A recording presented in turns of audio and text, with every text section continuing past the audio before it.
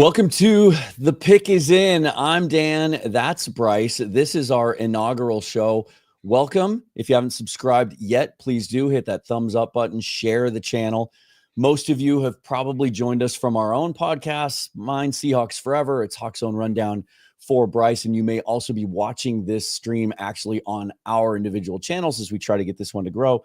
So head on over and give it a subscription if you would. Bryce, how are you, my friend? Good, Dan. How are you? I'm good. It's draft season. It is. I'm so excited. There are those of us out there that are, well, first of all, there's just mock drafts have become such a massive popular thing among football fans. There's so many simulators out there of varying degrees of intricacy. And it just gives fans access to information, scouting reports and rankings and all those kinds of things. People love the offseason. The NFL truly is 365, 24/7, right? So now for us anyway, for the team we cover, this is the offseason. But let's tell the folks kind of what our goal of the channel is, right? So basically our goal with this channel, everyone, is to kind of give you guys all draft content. We're not, we both are Seahawk content creators on our own rights, but me and Dan are both draft nerds at heart, and we wanted to be able to cover the entire draft, all the prospects, give you guys insight into all of them. Dan's going down to Mobile in a couple of weeks here to Senior Bowl. He's going to give us more content from that as well. And if you guys look for our Seahawks content, it will be on our pages. Seahawks Forever, Hawks Own Rundown is where you'll get more of our Seahawk-based draft takes. But here, this is for everyone. You want draft content? This is the place to be. Yeah, that's our disclaimer. And moving forward, we'll try not to talk about it. Obviously, you can tell from our backgrounds that we have an affinity for a certain team. But one of the reasons I'm excited about this is because it's not just Seahawk draft that I love talking about. It's the entire draft, the whole process of it, just the team building aspect outside the white lines, what happens behind the scenes. And I love looking at the entire league objectively and trying to figure out, kind of pick the brains of the decision makers out there and try to figure out what they might do. It's obviously early in the process. Let's just establish that right off the top. We've both begun doing a lot of work on this draft class. There's more work to be done. So we're going to do the best we can with the information we have. But what we're going to do today is a full first round mock draft. I've got the odd numbered teams. You've got the even numbered teams. That means I have the first pick, which I've never had good luck with in fantasy football. So we'll see if we do better today. Also, no trades on this one. We'll start to get a little bit more complicated sort of as we move forward. Let me ask you this, Bryce. And for those of you who don't know, maybe joining us for the first time, Bryce is a coach and a player development specialist. He has his own quarterback academy. He's an offensive coordinator and coaches football. Your thoughts just on this class overall? So this class overall, to me, it gives me a lot of 2013 vibes. There's some area groups that are very strong, running back being one of them for sure. But then there's other groups, quarterbacks, which we'll get into throughout this show's, over the time, but they're very kind of hit and miss. And so that's where it's going to be really interesting for the GMs this year, the pro scout guys, the scouting personnel guys, to find out where those hidden gems are. Because it's not going to be, hey, there's 30 grade one players, round one players. There's more like maybe 10 guys that are actually true first round grade guys. So they're going to be gone quick. So now you're trying to find your value from the midpoint of that first round throughout the rest of the draft. So it's really going to tax these guys on making sure they've done their due diligence in the scouting to find those kind of diamonds in the rough. Yeah. And what's interesting, and I try to remember this and keep this perspective every year, that Seahawks coach Mike McDonald made a comment earlier this week that kind of applies to this, where he said, look, players are allowed to get better. Draft classes are allowed to get better. This class has taken some beatings from analysts over the last year as one not to bank on, not to look forward to.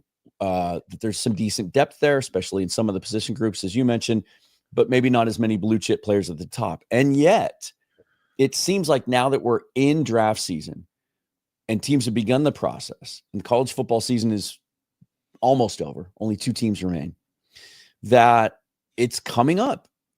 in the eyes of those that cover this.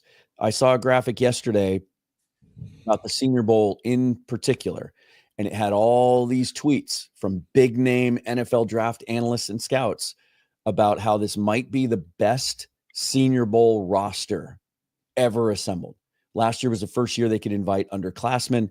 They've really kind of figured out their system there with Jim Nagy in being able to be flexible and put out late invitations for guys that jump in late in the process. That's happened. Jalen Milroe is a good example. Last week decides to enter the draft when a lot of us didn't think he would.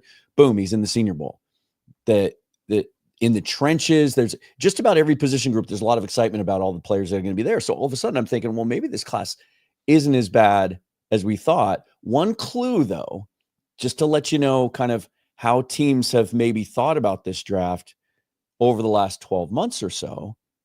And the reason it would be a little bit down, right, is because this is the year that we almost run through all of the COVID eligibility, the extra eligibility. Yes. Right? So, yeah, that every single team, and you never see this happen. Right now, the 32 picks in the first round, every team's native pick. No one's traded for or away first round picks. And so every team has their original native pick. It's It's going to be interesting to see how that kind of goes. And like back to your point there with what Mike McDonald had said, and other people have said too throughout the NFL that classes are allowed to get better.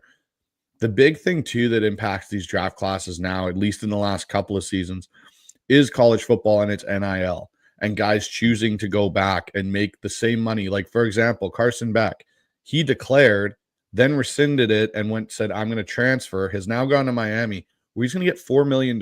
He is going to make more than Brock Bowers currently is in the NFL on his rookie deal. Yeah. And what he'll make next year to go back and play another college, hopefully improve his draft stock so he becomes a upper tier guys. And so one thing, Dan, you and me have talked about is how the NFL gives these guys their reports. And there's basically 3 grades for them. There is, you're a first round pick, you're a day 2 pick, and then you're someone that you should go back to school.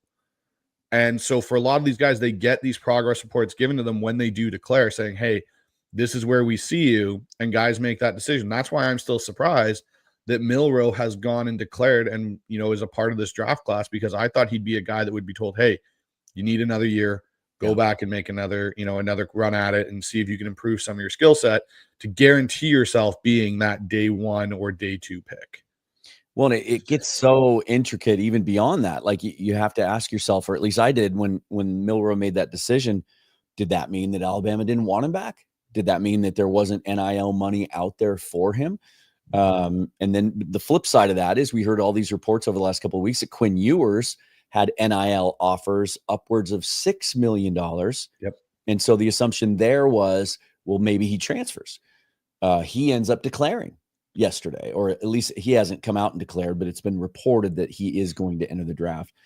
That surprised me. I kind of thought he'd take the money and stay and maybe have a shot at being a higher pick next year. But it's something that we're going to talk about throughout this entire process. How this is going to work today. Again, I have the odds, so I'm on the clock. I have the Tennessee Titans.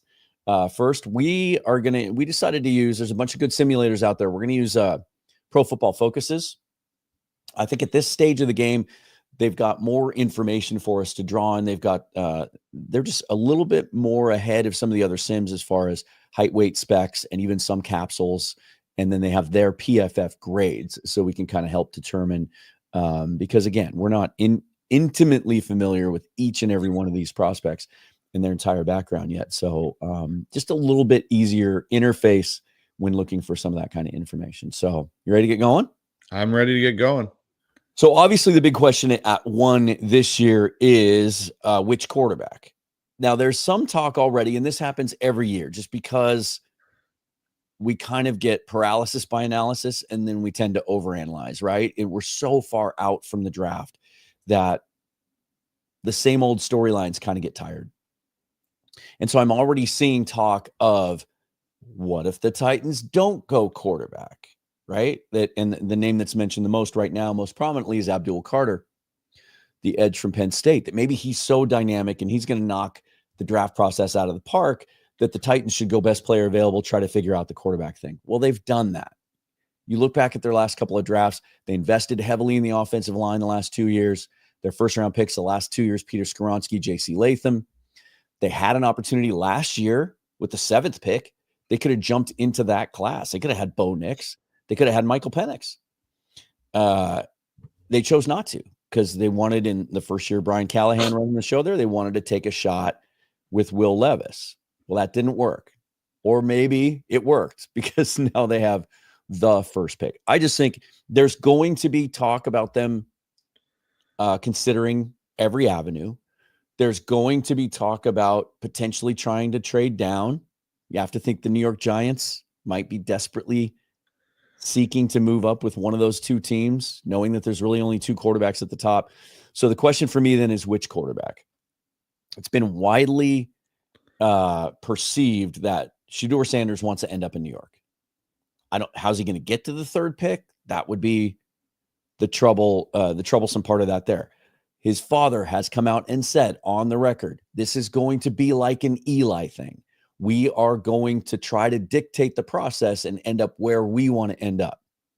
I don't think he wants to be in Tennessee, and I'm not so sure he's the right quarterback as a match for Brian Callahan. When you think about quarterbacks he's worked with in the past, who's the biggest quarterback he's worked with? Joe Burrow, obviously. Joe's got a little bit of that gunslinger kind of thing in him, right? A little bit of that, moxie to the way he plays the game. I think that's more like Cam Ward. I feel like I see a little bit more Burrow in Ward than I do in Sanders. Sanders not very athletic, not as mobile. And I just think the off-field stuff, with as far as that Titans franchise has to go, they just fired their GM again. And they're so kind of aimless, like they can't mess this up. And so I think they're going to view Ward as maybe the higher ceiling prospect because the arm talent is undeniable, but maybe a better match for Callahan and maybe a safer pick. And so let's get into this here. I am on the clock, start the draft, and let's see, it'll be interesting to see where they have some of these guys. PFF traditionally has their core. They go by their grades. They do. They stick to their grades, and they don't consider positional value. So they've got Cam Ward as their 17th overall prospect. They've got Sanders down at 41, which seems incredibly low. But quarterbacks always rise up the board as we get there. So we're going to go Cam Ward to the Titans with the first pick. Okay. So this leaves me in an interesting spot because there's been a report that's come out where Shedeur Sanders will not play in Cleveland. That has come out, and that is the first time I've heard that so far of a place. Would you?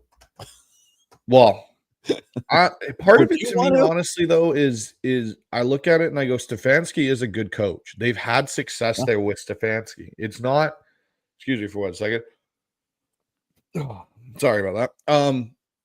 So for me, it's very interesting because I look at that situation and I go, I don't think, for them with now obviously the Deshaun Watson news that he's re-injured himself, I think there's a chance they may be in the Kirk Cousins market. And they may go after Kirk Cousins and punt quarterback to next year. Yeah. So with that being said, and here's the interesting thing, the talk of Myles Garrett and him not wanting to stay if they're going to go into a rebuild. Ooh, okay. That's something that's been interesting. So for me, what I look at with the Cleveland Browns is, okay, if you've got a potential where you're punting quarterback to next year, you are looking at, the opportunity to potentially, lose Myles Garrett and he may. Oh, something happened there. Dan, is everything okay? Good. Yeah. Oh, your screen's like twirling. So that's why I was kind of curious. Okay. Just having some fun. Yeah.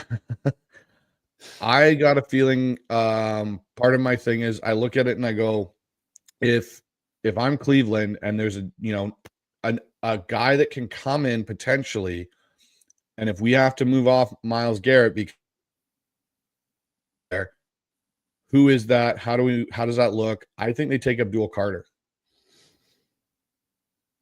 Or if you keep Myles Garrett, you're now adding another guy opposite and preparing for the inevitability where Myles Garrett may be gone. So I think Cleveland here, with what's on the board, I think there's a chance that they take Myles Garrett. I don't think quarterback, even with the injuries, is pressing, and I think they may punt that decision to next year. They may bring in a Kirk Cousins type or re-sign Jameis Winston and run it back that way and go get themselves a game changer on defense to pair with Garrett or replace him. Cousins makes a ton of sense there. Obviously, the relationship with Stefanski, but also the fact that it's a Russell Wilson situation all over again. You know, he's going to be released by the Falcons, so he's only going to cost the veteran minimum, and the Browns are the most hamstrung by their quarterback room and the impact on the cap there. So interesting. Okay, so that leaves us, we'll go Abdul Carter then. That's your pick? Yep, that was the pick for Cleveland. Okay. So that puts, gotta update this. We're gonna go. The Giants are on the board, and this one's pretty easy, right? I mean, they hit the lottery. They got so lucky. They probably thought Drew Lock screwed up their entire draft process by winning that game week 17, right, over the Colts. It dropped him out of competition for the first spot. They're sitting at 3 in a 2 quarterback race. Well, by the Browns taking Abdul Carter, obviously it leaves Shedeur Sanders for them. I mean, that's a pick. It's even if the thing about Sanders is, even if they do have some reservations about, you know, the off-field stuff or even his game, they're desperate. They have to do this. They are desperate. They have no choice. And knowing at least that that's where Sanders wants to be.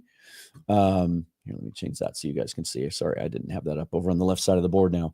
So Ward, Carter, Sanders, the first 4 or the first 3. Okay, so I get New England, and I'm so happy. So I have my franchise quarterback in place. Now the coaching search is going to be an interesting part here, which may change the direction of how this pick may go. I'm looking at this board right now. You know, you got Mason Graham there. Their defense is not bad in New England. It's okay. It's good. It's getting turned around. There's some pieces there, yeah. There's some pieces there. The one thing that they're missing, in my opinion, is they're missing a receiver to go truly with Drake May. Someone that is going to, you know, give him a true number 1 option. I know Jalen Polk was drafted last year. He's really a 2, maybe a 3. Now, here's the interesting thing. Travis Hunter has come out and said he might go more cornerback at the combine, at the drills and stuff like that, and then you play him as a receiver in certain sets. Kind of what Dion did for Dallas. Dion was a corner by trade. They had certain sub packages. So for me, based on that and what the knowledge is I'm hearing about Travis Hunter, I don't see him as a potential option. So I have them taking McMillan here as a receiver. Now, I know people are going to say, they need offensive line help. They need this. You also need someone for your quarterback to throw to that's going to help him manipulate coverage, get some of these other guys like a Jalen Polk and other guys involved in the offense. So I have them taking McMillan out of Arizona here. Okay. So Ted McMillan goes to the Patriots, and that puts the Jaguars now on the clock at 5. And to me, this one's easy, right? You take the best player on your board. You take the best player available. You know, I think we don't know who the head coach is going to be down there, right? But either way, this is a guy that can check 2 boxes. And I do agree. I do think, I mean, when I watch him play, I think you play him full-time as a cornerback. I think the idea that he's going to play full snaps at both positions is a little misleading. And I think you don't want to play a guy this supremely talented as a part-time cornerback. That makes no sense. I think he's a full-time corner, and he's a guy that you can use situationally to help you on offense. And give just another guy for Trevor Lawrence to get the ball to down there. This one doesn't take a lot of thought. No. I mean, Mason Graham certainly is going to be under consideration. He's a game wrecker up front there on defense, but I think when you have an opportunity to take kind of a generational talent like Travis Hunter, you probably do that. Oh, goody. I get the Raiders pick. If I screw this up, my wife is going to kill me. So is Pete Carroll the coach? So I've been messaging and kind of connecting with a couple people on that are, you know, getting knowledge of that situation. Apparently he's got a better chance than people think of being the Raiders coach, which is surprising to me. Of SI told me flat out yesterday he thinks he's a leader in the clubhouse. They're going to interview him Monday. I think it's him and Ben Johnson that are going to be the 2, and I think there's a higher chance that Ben Johnson ends up potentially in New England than he does in Vegas, because they've already got the quarterback there. They've got a quarterback in Drake May. And what's interesting is so many times around this process, like where there's smoke, there usually is fire. And in the last 48 hours, even since, Corbin said that on my show, all the buzz this morning is Ben Johnson's really picking up steam there. He's the guy maybe that Brady wants. Yeah. And so that's where that gets really, really interesting. But Ben Johnson's going to want a quarterback, and the Raiders are sitting here at 6 without an opportunity to take a quarterback. I mean, yeah, both guys that are the top 2 guys have been selected. Yeah. So now this comes to an interesting point for the Raiders. So the Raiders, there's a bunch of holes to fill on this roster. Obviously, the top wide receiver has come off the board. The thing for me with the Raiders, when I look at them, and I'm looking at some of the needs out here. They're talking about quarterback. We can immediately cross that. They're not taking a Jackson Dart or Will Howard or any of those guys up here at pick 6. I think if the board kind of falls this way, Travis Hunter's off, McMillan's off, I think, and Abdul Carter's off, I think there's a chance they may actually trade back. The Raiders could potentially do that. Now, with what's left on the board here, interior offensive line is an issue right now. They've got some good tackles there in Vegas. Interior offensive line and cornerback are kind of the 2 areas I would say that they need some adjustment. Now, interior defensive line is an area I think that is a sneaky need for the Raiders here. So you got Will Johnson at corner here from Michigan. You got Mason Graham. I feel more of a Mason Graham pick here at 6. He's a bit of a game wrecker. I think he will come in. He would relieve some pressure off of Max Crosby because he'd be able to create more of a interior pass rush too on that defensive front and give Crosby a little bit, maybe some less double teams he'd be dealing with. So, you look at Vegas, and one of their issues is everyone knows it's Max Crosby on defense on that front 4, that front 3.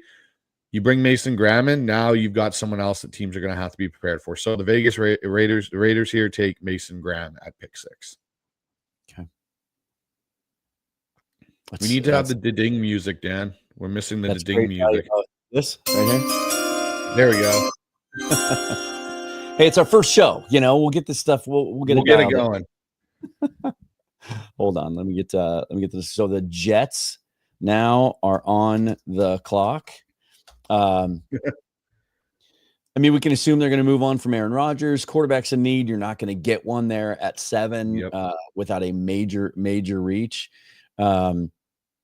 You look at the best players available on the board that we have, right? Ashton Genty's not going to be under consideration there. They're pretty stocked at running back there in New York. You look at their team needs. They need edge help, defensive line help, always offensive line help.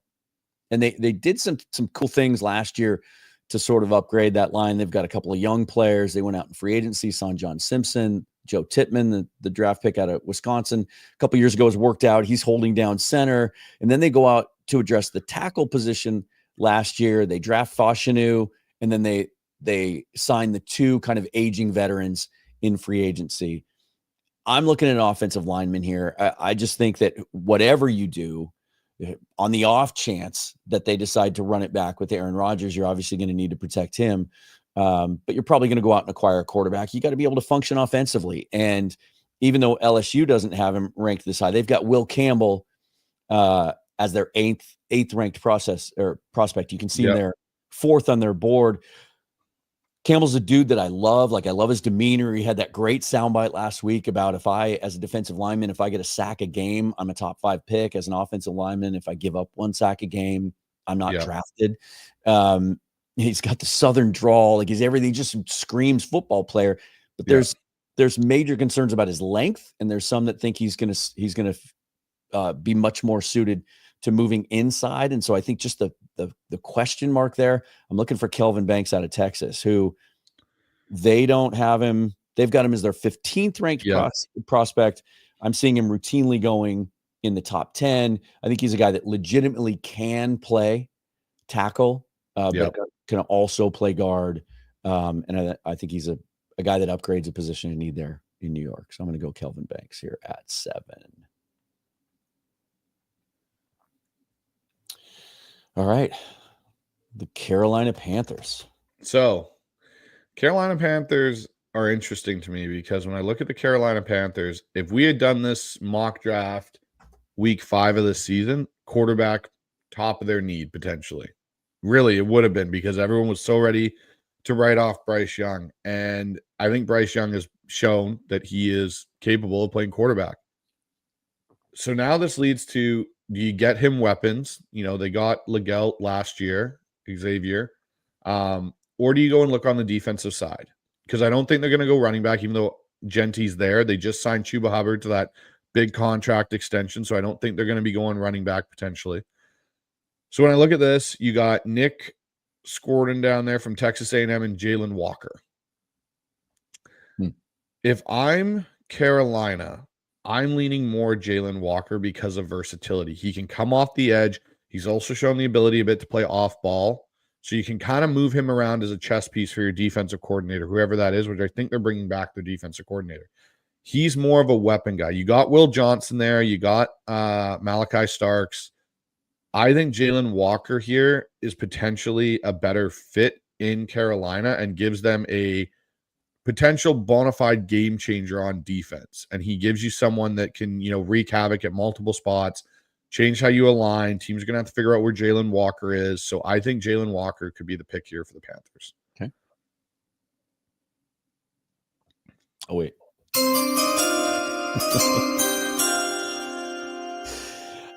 Saints are on the clock, and I think this one's pretty easy for me anyway. They're facing a major reset, you know, yet again, hiring a new coach. We don't know who the staff's going to be there, what scheme they're going to run.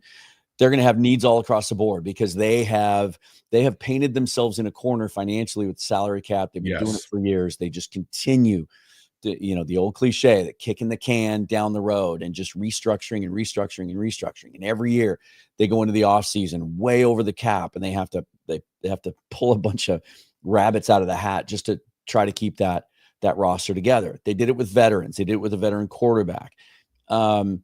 I think what you're looking for here, regardless of what specific moves they make in the offseason, because this roster may look unrecognizable by the time the draft comes around. So trying to project needs right now. So all I'm doing is I want a premium player at a premium position on a rookie deal. Right. That's what we need to start stocking up. They traded away Marshawn Lattimore last year to the Commanders. That didn't quite work out. To me, at 9, to be able to get Will Johnson, a player that some think is a top 3 player just based on overall skill in this draft. He's an instant starter from day one, a lockdown corner. He's big, he's long, he's everything you want in a corner. He's what they were hoping Marshawn Lattimore was going to be, and he's going to be on a rookie deal. You just have to start stacking that. If there was an edge guy here that I thought had that kind of ceiling, maybe I'd go that way. But there isn't. It's Will Johnson. All right. So I get the Chicago Bears. Well, I think it's pretty safe to say the Chicago Bears know where they need to address in the draft. I think they go Will Campbell here. Get somebody to protect Chicago, or, Caleb Williams there. Depending on who their head coach ends up being, it doesn't matter. They have to fix this offensive line. I think if Will Campbell's there at pick 10, I think you take Will Campbell. Even if he ends up sliding into guard, you're still upgrading your offensive line. Agreed. So let's take Will Campbell with the 9th pick. 10th pick. No, 10th pick. There we go. Yep. And then, hold on. So our top 10 is done. So Cam Ward, Abdul Carter, Shadur Sanders, Tet McMillan, Travis Hunter, Mason Graham, Kelvin Banks Jr., Jalen Walker, Will Johnson, Will Campbell. Should we go to the comments and see what people think about our top 10? Yeah, we can go to the comments and see. Apparently, Matt Simmons just came in and stated that it's great we've got the music touch, but we also need the booing of Goodell. We do have an applause button. Yeah, we do have that. I'll add booing to the soundboard. Yeah. Looking at this though, yeah, I think it'll be interesting to see if this is the top 10. This is an interesting top 10. Shout out to Dogzilla Monster for being the first to comment ever on the channel. Thank you, sir. Animus gets second. Good morning, fellow draft nerds. Good afternoon, Dan and Bryce. In recent history, Drew says you don't want to be the first pick. No. Especially if you're taking a quarterback, right?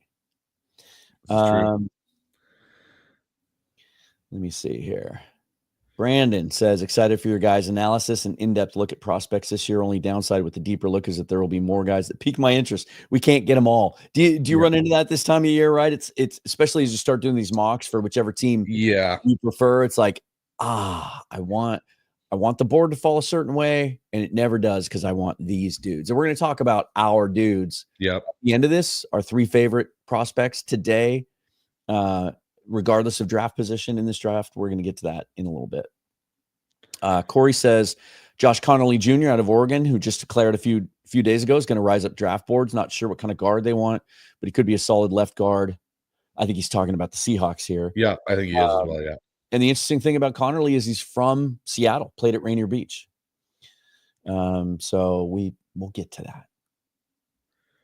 that. True Drew says, shared the video on X. Really appreciate that. Thank you. We're trying to figure out how to stream it to our X channel, which is at the Pick is in Pod. Yeah. Be sure to follow us there, but weren't able to get that done today. True Drew says, so this is something that we'll talk about a lot over the next couple of months on this channel. Yes. Do you think Ward needs to develop or day one ready? Yes. I think Ward needs to develop. Yes and yes. Yeah, both. He's going to play, but he needs to develop. That's the modern NFL. You can't afford to sit these guys. You can't. And what are you going to do? Trot Will Levis out there? Like I was excited as anyone by Levis's upside, right? I mean, the dude can sling it, but just the inaccuracy in the decision-making has not gotten any better. He's one of those guys you want to like, I like the way he plays the game. He just goes out there and gets the crap kicked out of him, doesn't care. But it's just not there. And so, if you think there's going to be growing pains with Cam Ward, you have to weigh that against what you'd get if you ran Will Levis out there, unless they go out and get a veteran bridge, which this is where, for me now, quarterback evaluation needs to change a little bit because everyone's looking for a flashy guy. Like Cam Ward is a flashy player, don't get me wrong, and I think he's going to play and he's got a lot of upside. But this is where sometimes I got a feeling these mid-round guys from day 2 into day 3, like rounds 2 to round 5, you're going to get guys that have a lot of starts in college football that are, a little bit older. Like we'll talk about Will Howard and Jackson Dart and some of these guys. But the more starts they have and the more they've been able to put on tape in different situations might actually accelerate their development you can get these guys that are developmental guys. Like if you're a team that's already got a veteran quarterback, just a little bit here like Seattle, you can go get a guy to put behind Geno for a year and be able to move off Geno and bring that guy in because he's played a lot of football. It's not, okay, he's only started for 1 year and had one really successful year, and then you bring him in. Like you look at like what happened with like Cardell Jones from Ohio State years ago. He had a short period of run where he flashed a bunch of things and someone dropped him and it never translated to the NFL game. There's reasons for that. There isn't enough ball being played. These guys need to develop with playing games and starting against good competition. Absolutely. Yeah. Anthony Richardson's another example of a guy that just had a limited, exposure as a starter in college. I know that was a concern. You want to go back a little farther with Mark Sanchez coming out of USC. He just hadn't played enough football. And then, the most glaring example of that is Trey Lance, like hardly played at all in college, had one season and then COVID and then, all of that.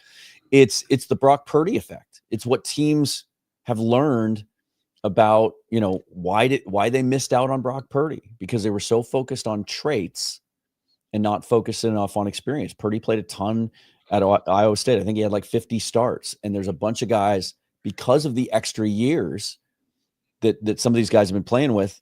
Cam Ward's a good example, just to reference the actual question.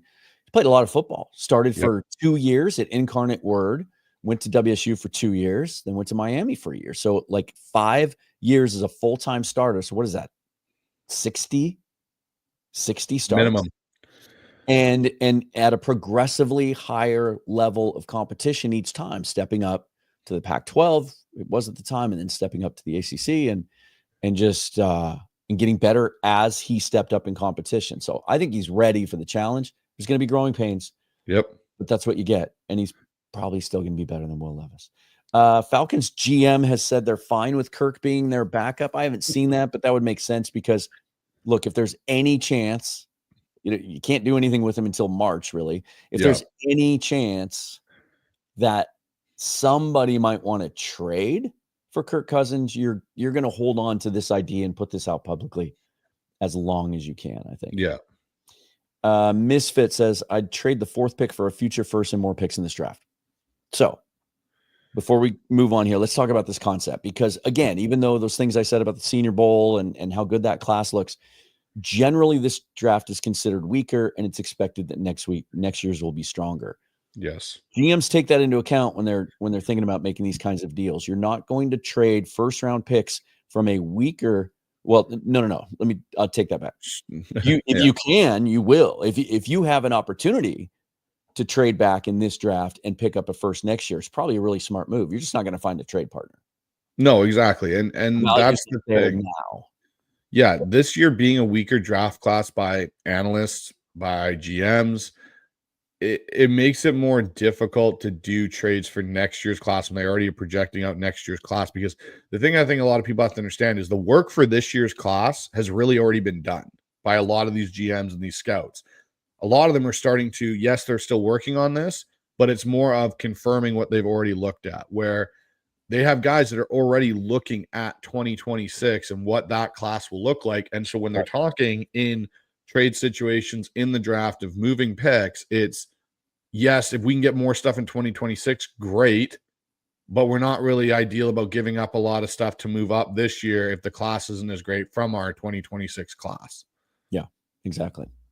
We'll get back to some of these. I did want to touch on. Oh gosh. So just a little tease here. I'm going out of town tomorrow. I'm going to try to get it up. I've got some bonus material from my interview with Corbin yesterday, where we were kind of after the episode was over, but I was still recording in the background. We started talking about this Raiders situation and his thought that Pete Carroll, at least as of yesterday, had a real legit shot to get that job in Vegas. And so we just started riffing, and we had this idea. We're like, Russ is going to be a free agent. You know who else on a 1-year deal? Bobby Wagner. And we just, who else says he wants to keep playing next year, even though the Seahawks are probably going to move on from him? Tyler Lockett. Like we just started riffing on this whole idea of like all the things you could do. And one that I threw out there, and just to, before we move off the Raiders entirely here, that I think if you were to hire Pete Carroll, because it came from this, I got this idea from this. I think Pete's at that point in his career where if he does get a job this cycle, he's going to have to convince a team that he will bring a legitimate, strong defensive coordinator with him, and be more of a CEO type head coach, cede some of that responsibility. Because the thing about Pete is he'd hung his hat on defense for 30 years, and his defenses in Seattle the last few years were progressively worse, and he had no answers. So I threw out the idea of, what about Pete Carroll and Robert Saleh to the Raiders, with Saleh being the guy that would take over when Pete decides he is done. They worked together before. Saleh started out with him as an intern at USC, went with him to Seattle as a low-level assistant, worked his way all the way up, got the DC job. You see what I'm saying? Like you can throw, I think Gus Bradley's contract is up. Brian Schottenheimer's available. I was going to say Gus Bradley's available, Brian Schottenheimer. Now, Brian Schottenheimer, I'm curious about, because it sounds like down there, Mike McCarthy's going to keep his job, and I wonder if he keeps Brian Schottenheimer. Yeah, I would think so, unless because I haven't seen anywhere else that anyone's requested the interview shot. Yeah, so I wonder if he might stay in Dallas. So it'll be interesting, but the Saleh part's interesting for sure. Just a little idea I had. Daryl Bevel's also available too, Dan. Yeah, this is true. Maybe if you got him out of, he could never come back here, but no, he's quarterback coach in Miami, right? Under McDaniel. I think so. Yeah. I did see that. I think is Cleveland giving him an OC? Cleveland's giving him an interview for OC. Yeah. Daryl Bevel should be an OC in this league. He really should. Yep. All right. So we're on the clock again with you get to pick the 49ers, Dan. Hey, I'm going to throw something out here, though, just before you go into it, something about the 49ers here that I think people should keep in consideration, because I saw some people throwing in here. They're going O-line, they're going Banks. Genty might appeal if he's sitting there for the Niners because of Christian McCaffrey's issues. Yeah. And Jordan Mason is a free agent, and potentially they're not going to pay him. Right. What if you did bring in Genty potentially to the Niners? They need the run game to help Purdy, and you got McCaffrey on the big deal. If McCaffrey can't do it and you have to walk away from McCaffrey to save money for an extension for other guys you need, then you're already got a premier back in ready, in waiting to come in. So if he's sitting there may be a conversation in San Francisco about taking him. Yeah. If McCaffrey lets his intentions be known, if he were to walk away, decide to retire, I could maybe see that. But then again, it's gosh, John Lynch is a really, really shrewd GM. I think he's drafted there a little bit better than some people have given him credit for the last few years, at least in the later rounds. I think positional value would probably prevent him from taking a running back there, considering the rest of the class is pretty good too. But Genty's so good. We're going to, this is about the time you start talking about him, right? Yep. Especially with the team sitting at 12. So this has to be offensive line, right? I thought the 49ers made a big mistake last year in not addressing tackle in the draft in a very, very good tackle class. There's a little bit of a drop off here, depending on who you talk to. There's some people that are very, very high on Wyatt Millam and have him ranked much higher than PFF does here. So I'm not even going to try to pronounce his name. I will learn to pronounce all these names. Yes, we will. But let's just go. Ursary could be in consideration here. He's a guy that I've seen mocked as high as, in the 10 to 15 range. He's an interesting prospect. Massive right tackle, and that's kind of their biggest need. Josh Simmons is a guy that's really interesting. He was Ohio State's best offensive lineman and projected as a top 10 pick before he hurt his knee against Oregon early in the season. I was just trying to find some updates. Sounds like he'll be ready for the season. Not sure if he's going to be able to go through the full process. He's a guy here that if they're confident that he's healthy and going to be healthy, and I don't even think it was an ACL with Simmons. I don't even know if I think it was an MCL. I don't think it required surgery. No, I don't think so. But he's a guy that would make a lot of sense. 6'5", 310. If they were thinking I think Simmons would be more under consideration based on what they think Trent Williams is going to do in the future, right? Because Simmons can play left tackle. If you think that Trent is done or about to be done or should be done soon, then Simmons might be the pick, where I think Ursary would be the guy on the right side, because that's been a real troublesome spot over the last few years. Well, and the other thing with Ursary that is being talked about is his ability to be versatile and potentially bump into guard.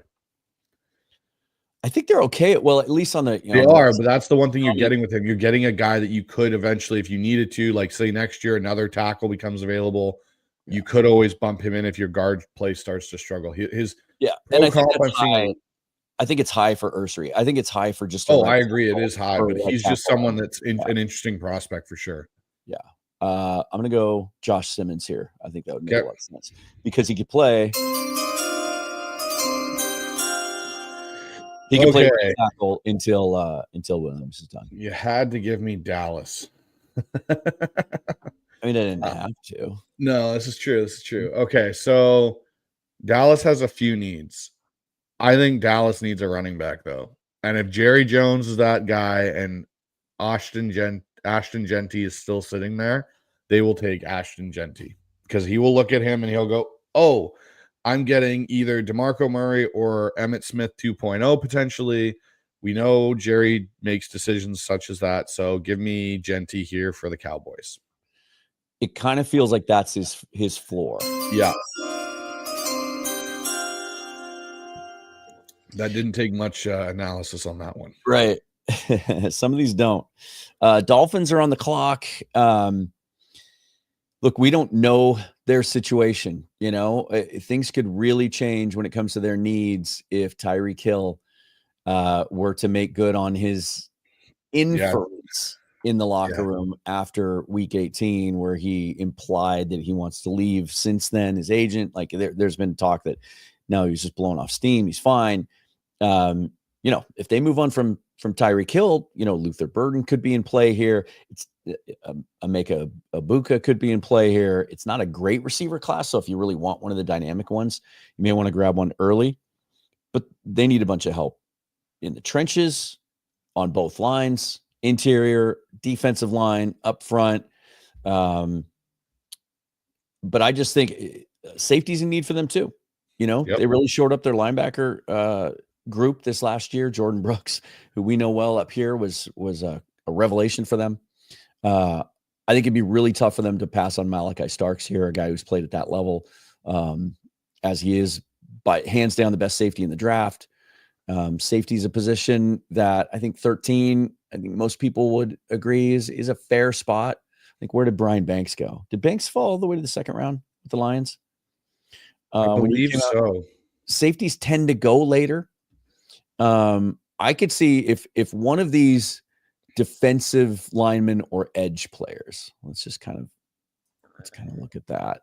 If one of these guys really, really flashes throughout the draft process, they need a disruptor in there. They do. They've got a bunch of good, solid players, but they need a dude that's disruptive. I mean, and they need some youth and some juice up there. They were still relying on Calais Campbell through parts of this year to be one of their better defensive linemen. I think Michael Williams is potentially a dynamic edge player for them. Who's their guy that's good, but he's just always hurt? Is it Jalen Phillips? Jalen Phillips, yeah. Chop Robinson last year. Yeah. He was outstanding as a rookie. I think they'd love for a tackle to be here. I don't think edge makes a lot of sense for them, actually. I'm just going to go best player available here, even though some people might argue with positional value and go Malachi Starks, safety out of Georgia. Okay, so I have the Indianapolis Colts. This is an interesting one because of what Ballard came out and said. I think it was yesterday, a couple days ago, about how he has failed in evaluating his team and building competition within that roster. And so for the Colts here, it's kind of an interesting take because they've got, corner, I'd say, is a need, tight end, off-ball linebacker. I also, they have Michael Pittman. They have Josh Downs. It's hard because you want to bring in competition for Anthony Richardson, which is one thing that we've heard, which is an interesting statement. But when I look at this, I think Tyler Warren makes some sense here for the Colts. They don't really have a tight end to name. They got, Mo Alley Cox and Kylan Grayson. They're both free agents. I think if Tyler Warren is sitting there at pick 14 for the Colts, I think this is a point where you take him. And I don't know if he gets this far, but maybe he does. But I think it makes a lot of sense here for the Colts to take that. Now, the other conversation would be Benjamin Morrison, the corner out of Notre Dame. Will Johnson already went. So they lost Brent's, to a knee injury. He was supposed to start this year at corner. Jalen Jones, he's getting better. So do you bank on Brent's coming back from a major knee injury and take, Tyler Warren, or do you go with Benjamin Morrison? What are your thoughts here, Dan? I know it's my pick, but what are you thinking of when you think of those situations for the Colts? To me, best player on the board right now is Tyler Warren. Yes, exactly. That's where I'm kind of leaning as well. You want to, if you have multiple needs or you're just not sure, or there's a bunch of dudes that are even on your board, you got to take the guy that you think is going to have the best career regardless of position. And I think if you're trying to help out Anthony Richardson, because they're certainly not, they can't give up on him yet. It doesn't feel like he needs one more year. And all the stuff you're hearing about him too, about maybe not being a great teammate, is so surprising to hear, because the thing that impressed teams so much about him going through the process wasn't just the elite athleticism, but he was killing interviews. It was his maturity. It was his approach. It was his passion for the sport and his dedication to it. And now, just 2 years later, all those things are being called into question. That's interesting to me, but you can't quite give up on him yet, I don't think. And so you have to give him as much help as possible. And one of the ways you can do that is with an elite tight end like this guy. I've heard the Kittle comps. I think he can be better than Kittle, but I get where the comps are coming from, because he is just as physical in the run game and as a blocker as he is as a guy that can make plays for you as a tight end. So I think that would make a lot of sense. So yeah, we'll go Tyler Warren here. Tyler Warren with the 14th pick.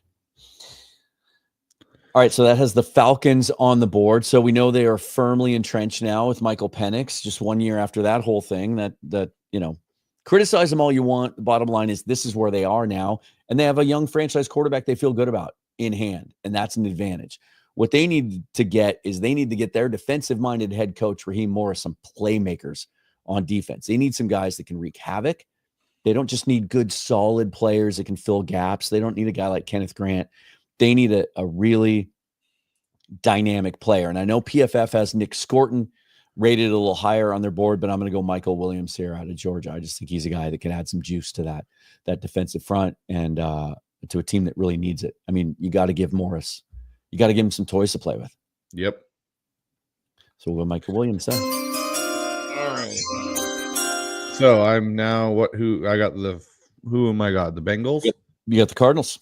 Oh, I got the pick 16. Cardinals. All right.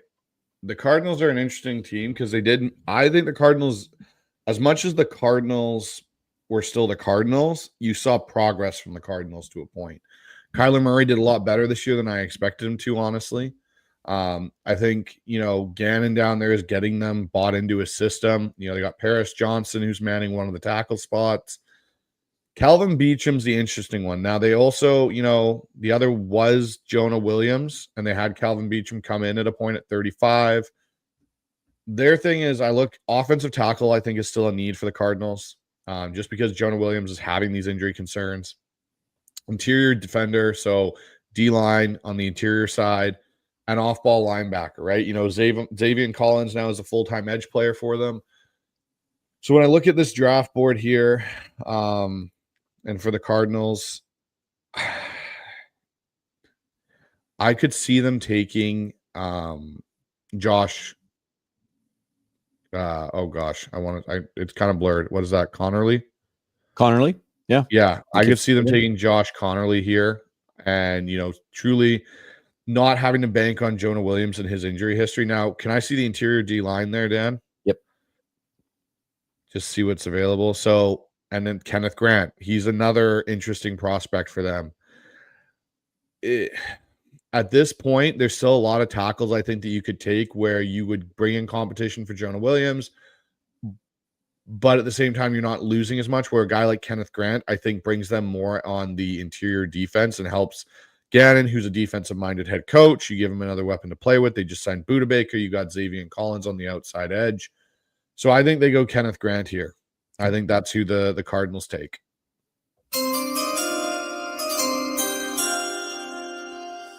So I'm on the clock with the Bengals right now, and it's you got to get them some players on defense, right? This is true. You got to do something for that defense, because when Joe Burrow's putting up the numbers he did this year and they didn't make the playoffs, there's a problem, because Joe Burrow didn't even make All-Pro with those numbers, which is shocking to me.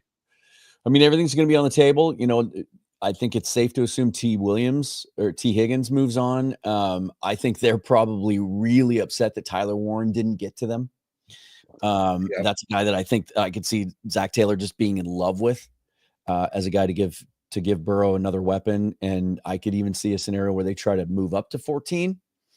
If that's possible, I could see multiple teams. If Tyler Warren gets to 14, the Colts could consider moving down from there. I think there's going to be a lot of interest in Warren there. That's a guy. Luther Burden is a guy that, heading into the college football season, he was the first receiver on the board for most people. He was considered a top 5 pick. He's more of a slot guy only. I don't know if that's really what they need. I think they need some guys on defense, and I think they need some guys in the secondary. So I'm going to go Benjamin Morrison here. They got to be able to cover, and they just got into way too many track meets with teams and shootouts. Logan Wilson should come back healthy next year. Their linebacker group is solid. Obviously Trey Hendrickson and Sam Hubbard, they're pretty good up front too. I think they need some guys. They need some guys on the back end. I would agree with that. I think that's a fair assessment of this team. They do need some guys on that back end. So Benjamin Morrison, cornerback, Notre Dame, and that puts the Seattle Seahawks. Sorry that you got stuck with a team you're not very familiar with, but I know, right? I have no idea. On the board. Okay. at 18. This is interesting for me about Seattle. And I know there's been a lot of chat. I've been watching the group chat here on the show, trying to see when I look at Seattle. Good thing this year, in my opinion, is off-ball linebacker is not a concern like we thought it might be when we initially were going through this year. I think Tyrese Knight, Ernest Jones have really done a good job of solidifying that. Tight end is a need in Seattle. AJ Barner, I think, is going to be a really good tight end. I don't know if they'll bring back Noah Fant on his current deal. I think Pharaoh Brown was a swing and a miss, and I think Brady Russell, I think they over-projected what he could do coming out of training camp. Obviously, the injuries also bugged down Brady Russell, I think, to a point too. Now, guard is something, obviously, that's on everyone's mind. So the interior O-line. So can you bring that up for me, Dan, please? So Tyler Booker, everyone's favorite guy, is sitting there, Tyler Booker. Tyler Booker gives me a bit of James Carpenter vibes at this point. Oh, so just the helmet? A lot of other things just besides that helmet. I get worried about what, if Seattle, like taking a guard at 18 to me seems a bit high. And I know that sounds crazy to some, but I'd rather, if I'm going to take an offensive lineman, potentially get a guy that's, a really, really stout tackle that can move into guard. So that's something, when I look here, Josh Cornelly Jr. is here. I think that could be a pick for Seattle if he's sitting there, because I think he's a really good tackle. And as much as Abe Lucas, you got to think of our tackle situation in Seattle now. You do have Charles Cross, who's going to be potentially up for his option this year, which they're going to have to decide this offseason. Otherwise, he's playing out the last year of his deal. Abe Lucas is playing out the last year of his deal as well this year. So as much as we go, the tackles are set, they're really not, because you've got to spend money there eventually here if you're going to keep somebody. Now, we can bank maybe Abe Lucas is going to be really good this offseason. He's going to come in. Wyatt Millam's another guy that I think is interesting. There's a lot of interesting guys. This is where Ursay, or Ursiri is an interesting guy because he can bump inside. I think, this is tough. This is really, really tough. Here's the whole board. Yeah, and this is where I'm kind of like, I don't think they take an edge. They're not taking a receiver. Really like Jack Sawyer, and that was before last night. I think Seattle takes, and let's see. Let's have a look here at Josh. I want to bring him up just quickly. Josh Cornelly Jr., I think he could potentially bump down into guard if needed. He is a tackle, but I think you could potentially bump him down. He gets some pretty good favorable comps, to certain guys. This is tough. When I look at his size, played 5 snaps at guard, 6 snaps at guard in his college. Yeah. So that's where I think, if I'm Seattle, I may not look at him. Can you pull up, there you go, Wyatt Millam for me, please? No guard. How many guard snaps did we get? 0. Yeah. So he's not a guy you're bumping down. This is where I think Seattle could trade. Honestly, could trade out. Everyone talks about Booker. This is tough for me, Dan. Dan, give me some of your insight here. I want your since we both are Seahawks guys. Yeah, the board didn't really fall favorably at all. This is where I would see Seattle trading and trying to get some picks. Because we've talked about the Warren idea. I think if Tyler Warren's there at 18, it's a no-brainer. You just take the best player you can. One of these 2 receivers could be in play if they were to do something with DK Metcalf, which neither of us really expects them to do. Do you repair Ibuka and JSN together? I think one of these. Look, I've been talking about it all season long that everyone wants to focus on the offensive line. You have to draft offensive linemen, all of them. You have to go. Well, they've done that. They've spent so many draft picks the last 3 years and going back 4 years on the offensive line. There's some talent there. There's some guys there. I asked Corbin Smith yesterday, of the 4 that were starting at the end of the year outside of Laken Tomlinson, who's not going to be back, how many of those guys will be starting next year on day 1? And he said 3 of them. Part of the solution is in-house. You have to try and develop those young players.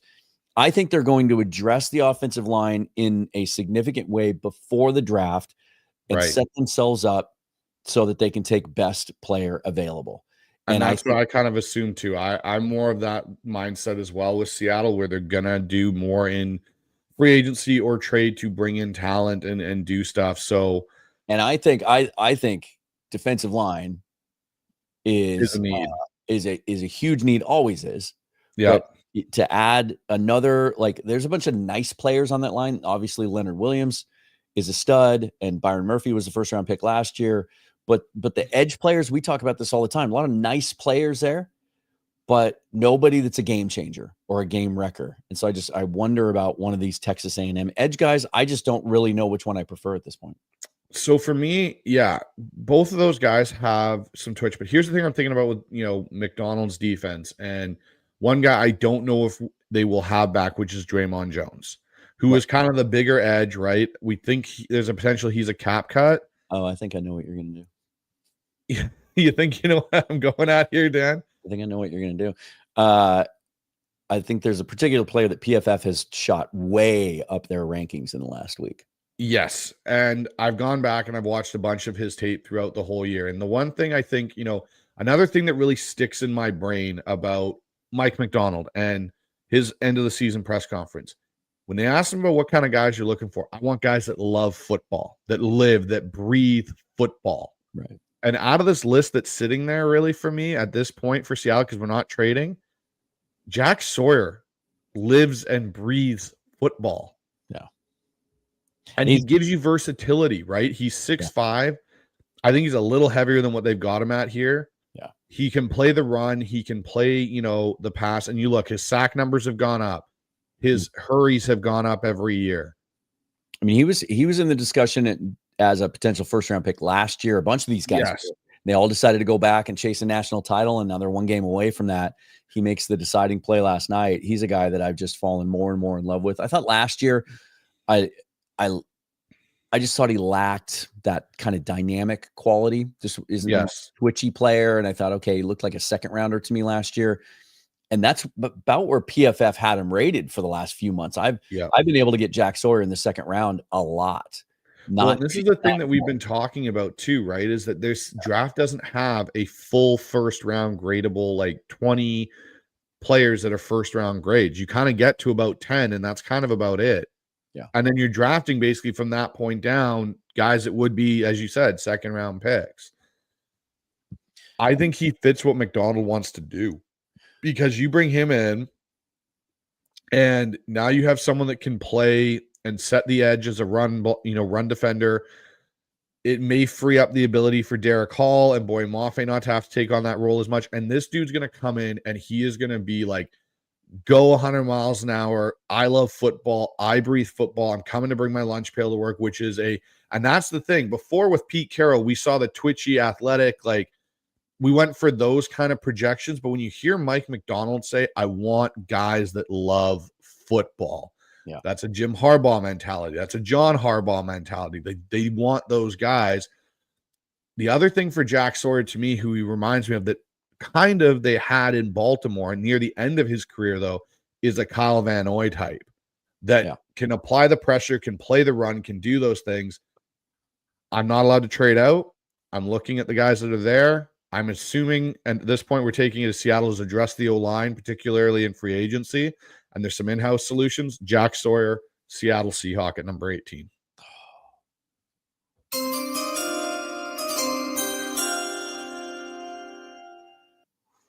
All right. So that puts the Houston Texans on the clock. A team that, defensive-minded head coach, pretty solid defensively. They've got the young quarterback. The offense kind of felt like it took a step back this year. Weapons are fine there. I think this is a spot where, if Ashton Genty falls to 19, I think he's under major consideration. I think he could really add some juice there. This is another team that might be in consideration for Tyler Warren if he were to fall to there. I don't know if Loveland would be the guy here. I feel like they need to continue trying to add to that offensive line. And I think they need to build a wall in front of CJ Stroud. And again, I think these offensive line rankings are, when you look at all the position groups, might change the most between now and the draft. There's so many of these guys that enter the process late, some of them are being projected as guys that might have to make a position change. so much of how these guys end up being ranked by teams typically has a lot to do with their testing. And that's when things kind of settle afterwards. And so I just think the opportunity, let's see, where is he here? I know he's not ranked as high. I just think a dude, and I know Membo is really shooting up draft boards. I just haven't studied him hard enough yet to really be as familiar with him. But I think a guy like Wyatt Millum, who has played left tackle, but some scouts think could be a dynamic guard. Also, he's athletic enough to play right tackle. He'd be under consideration. To me, it'd be between he or Ursary, and he's more of just like your prototypical right tackle only mauler. I'm going to go Millum here just because I think athletic ability matters. I think he's going to test really well. He's really good technically. His tape's really good. And I think it's never a bad idea to add talent on the offensive line when you have a young quarterback, right? Let's go Wyatt Millum at 19 to the Texans. All right. So I'm on the clock with the Denver Broncos. Oh, Denver. Interesting team this year. Interesting, their playoff game. I think they may actually give Buffalo a bit of a scare potentially if Sean Payton's got his guy there now and Bo Nix, who I think, honestly, if Jaden Daniels wasn't in this year's draft class and had either come out the year before or he hadn't even started this year, I think Bo Nix is winning Rookie of the Year for the NFL. Like, that guy has played really good ball. He has done some things at the NFL level that I didn't expect him to do. Pushing the ball down the field, because that was a big knock on him, right, Dan? We all heard last year, he doesn't throw the ball well. Yeah. He's made some of those throws he made in that game versus Cincinnati down the field were just absolutely gorgeous. Yeah. So I think Denver wide receiver is definitely a need for them. Cortland Sutton, yeah, okay. We don't know if he'll be back. Tight end's another potential area. Interior defender's another one. But Burton's still on the board here. And I think he's a guy that could help out Bo Nix, gives him another weapon. And that's something they need. That O-line's pretty good there in Denver. Tight end wise, there's nobody that really stands out a lot to me right now where I think, they're first round. So I would say Luther Burden here to the Denver Broncos, give Bo Nix another weapon. There you go. I mean, it's pretty amazing how there we go. The Broncos have really become one of the most interesting teams in the league this year. Like, when you think about what they had to overcome and everything they gave up in the Russell Wilson trade and how disastrous that was and how much dead cap they had to eat in order to move on from him. And then they trade a first round pick to get Sean Payton. So that sets him back in trying to acquire high-end talent. I mean, it really does solidify for me, like, Payton's legacy as a coach, like what he's been able to do with that team. Yes. And with a quarterback that a lot of people were not overlooking, but he was seen as a guy with a high floor, low ceiling. Right. You know what's really funny to me about the Sean Payton side of things now? We talk about McVay and Kyle Shanahan's offenses. Sean Payton, actually, I would say, is one of the best offensive minds the NFL has had, and still is a point, more so than I think people realize. And what he's been able to do down there in Denver with Bo Nix and a rookie quarterback, and like the things he's asked Bo Nix to do this year are, to me, Bo Nix has a lot of the similar characteristics as Drew Brees, just a little bit more athletic, I think, and bigger. Yeah. And, what they've been able to do offensively, like, that Denver offense is not a joke. Like, they can put up points and they can play with people. So, when you talk about offensive coach, like for Seattle, and we talk about the OCs that they could, I would look at Sean Payton's tree as well of guys, to go after potentially. Yeah. So I got the Tampa Bay Buccaneers, another interesting team. And man, am I happy Baker Mayfield's been able to turn his story around here in the NFL. So I think a big area of need for this is sorry, Dan. You trying to steal my pick? What? Whose pick? I'm odd numbered. Oh, is it? Oh, sorry. I might have been trying to. Sorry, I got kind of caught up there, Dan, with Denver. It's okay. You have to start thinking about receiver there. Just, Mike Evans isn't getting any younger, and Godwin got hurt again this year. Absolute revelation in a breakout season. Second half of the season for former UW receiver Jalen McMillan. What did he have? 6 straight games with a touchdown. he was pretty terrific, having to rely on Sterling Shepard, kind of a journeyman veteran to fill in the other spot. So you could give some consideration to Ibuka here.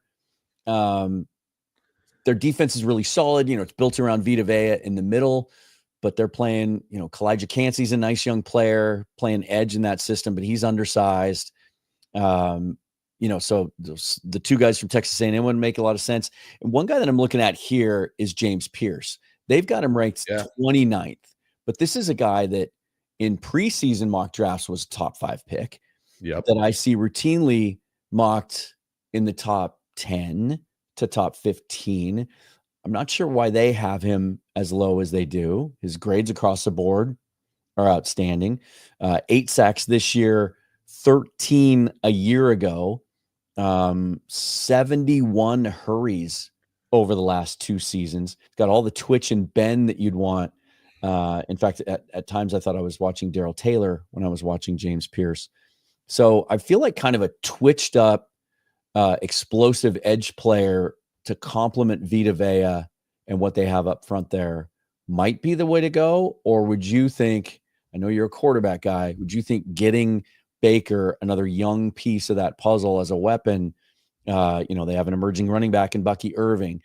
Mike Evans certainly doesn't look like he's slowing down, but you don't know what you're going to get from Godwin when he comes back. Would you maybe think about Ibuka here?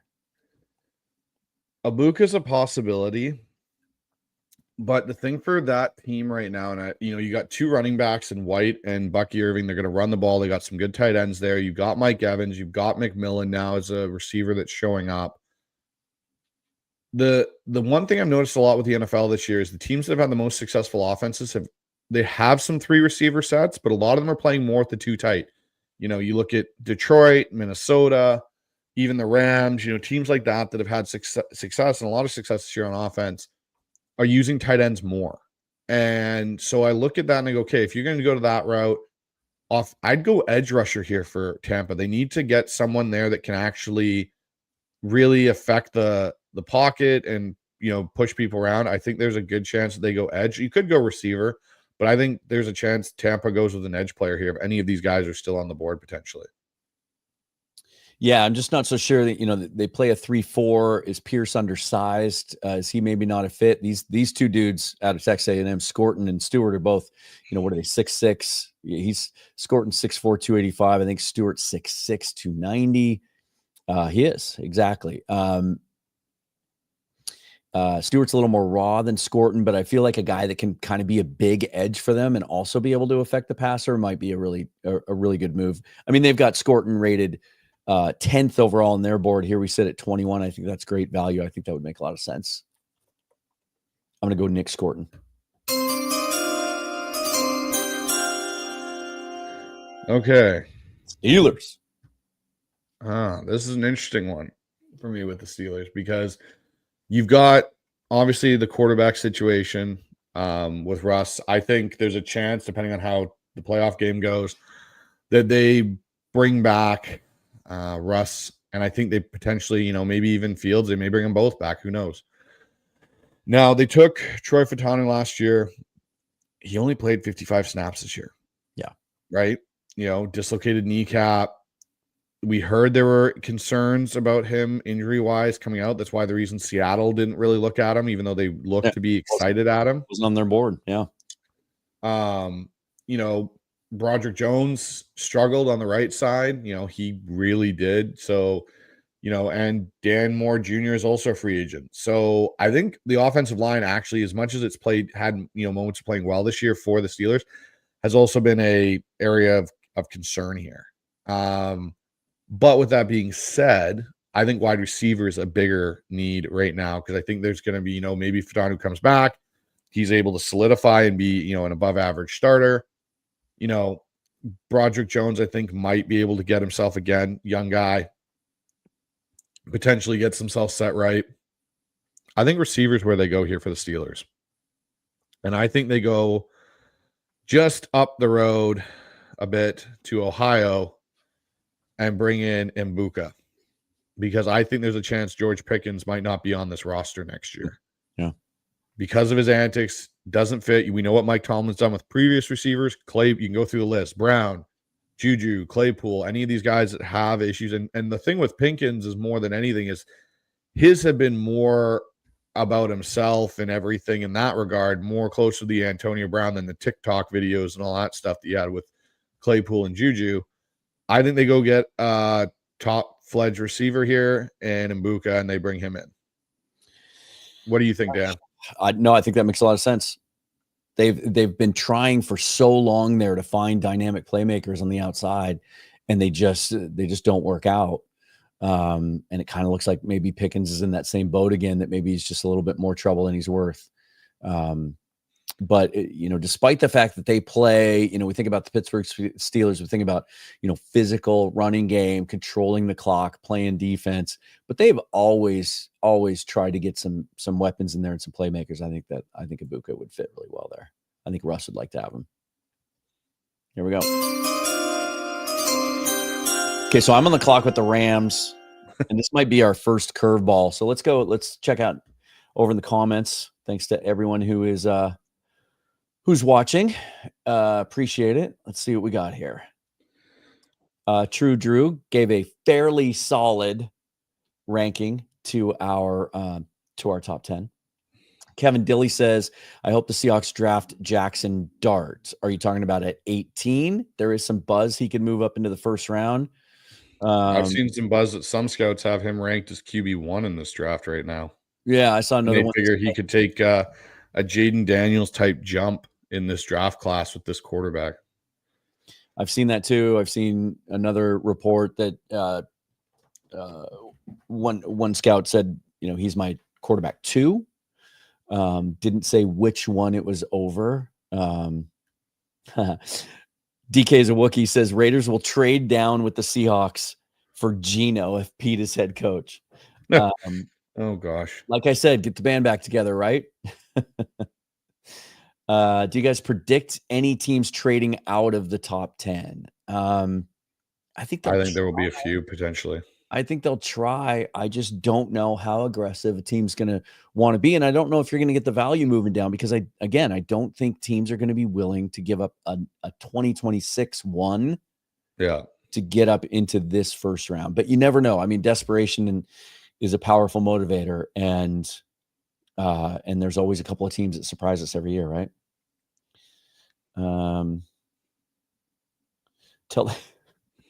Dogzilla says, tell them Campbell. Where did we have Will Campbell going? So, I had him. Where'd he go?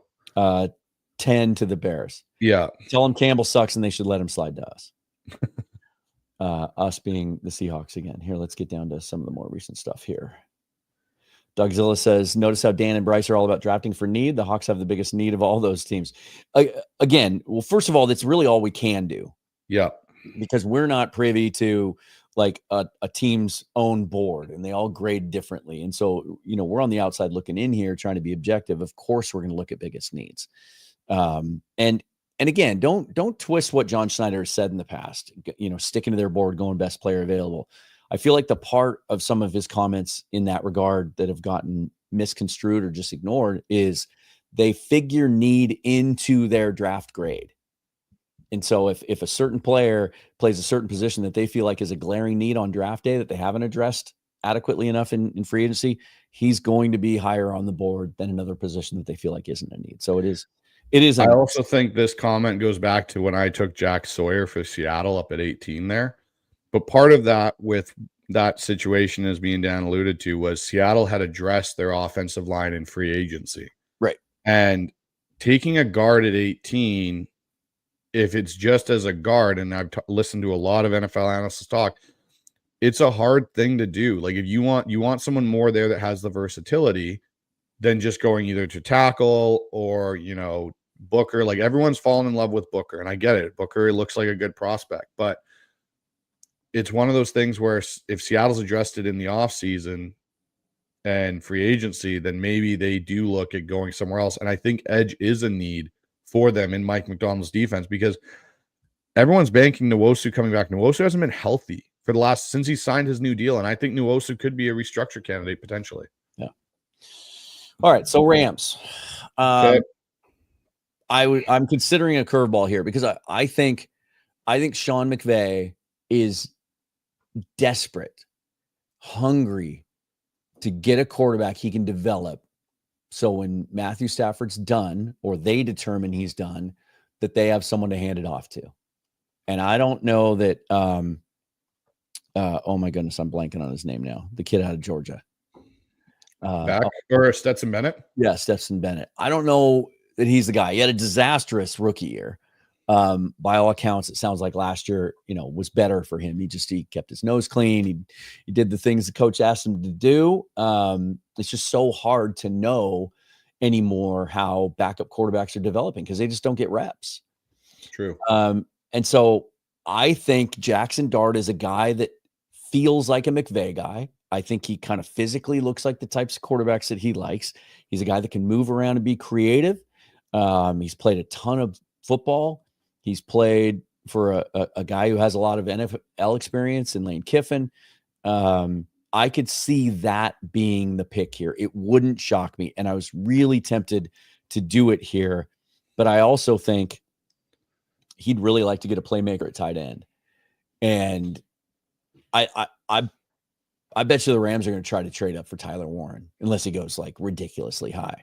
Yeah. Colston Loveland is a guy out of Michigan that coming into this draft up until probably November, I think was widely considered to be tight end 1 in this class.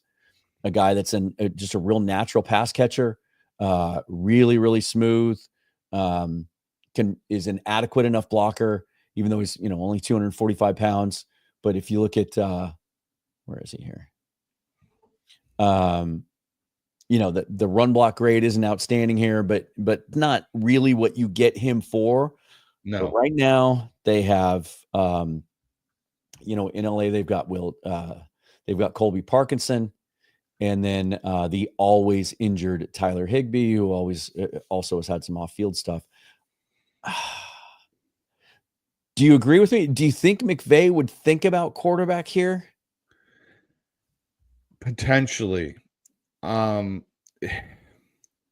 It's a weird situation down there because of Garoppolo. I don't think will be back there. I think it depends too on how this playoff run goes. If the Rams somehow get deeper in the playoffs, I don't think they're going to get by the Vikings. I think the Vikings will take care of them. But if they do, I think there's a better chance that, Stafford comes back again. And then they maybe look to 2026 for the quarterback. Yeah. When I look at the Rams and I kind of go, okay, what are the Rams' biggest needs? I think they need to figure out their offensive tackle and protecting Stafford for another year. They've got the running backs, both of them in Williams and Corum. I think receiver is actually a sneaky need because they did talk about trading Cooper Kupp this trade block time, right? Yeah. I think receiver could be something that they potentially look at if there's anyone there that they're interested in at the receiver position.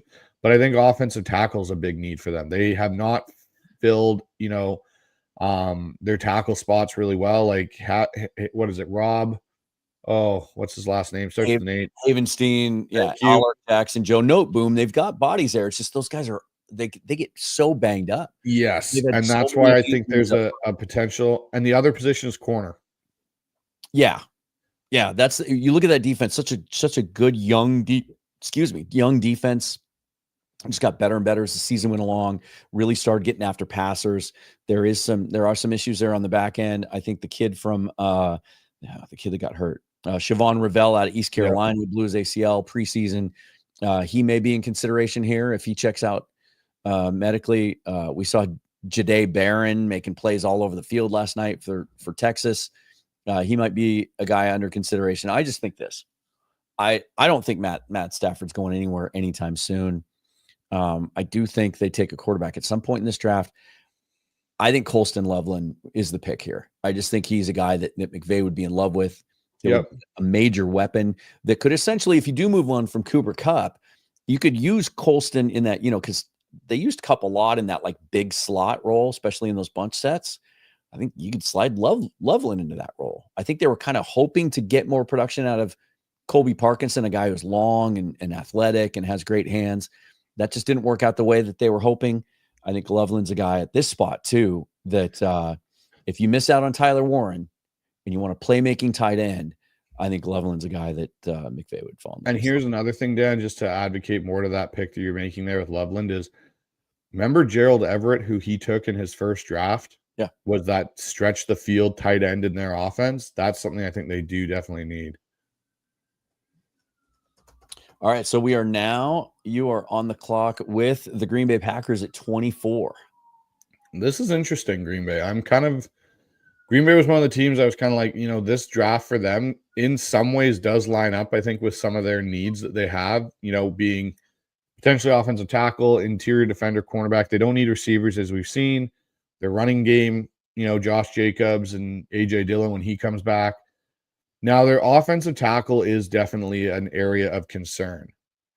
To me, that's one of the things I think that's causing some of the issues with Jordan Love, being injured and so on, and even Malik Willis. Could you please show me the tackle box there, Dan? Yeah, you got it. I think they go tackle here. If there's anybody, this is where I think you could see Josh go. Cornerly Jr. to Connerly? Yeah. Yeah, Connerly Jr. I think this is where you see him go to the Packers. If he's still sitting there, okay, I think he would be the pick. They could go interior defender or corner, but I think they want to protect Jordan Love as their franchise quarterback. Go get yourself a potential, top tackle. And there we go. You get the Chargers. Yep. Puts the LA Chargers on the clock. Hold on here. Got to try and keep up with this. Fell a little bit behind there. So we're talking about culture, right? Continuing in year 2 to establish the Jim Harbaugh way. So the first place I always look is in the trenches. And offensive line, I think they went with Joe Alt last year. Yep. They're pretty set there. Pretty interesting. They end up, by the end of the year, Alt's playing left tackle, Rashawn Slater at right tackle. Like, you talk about two great bookends, maybe the best set in the league.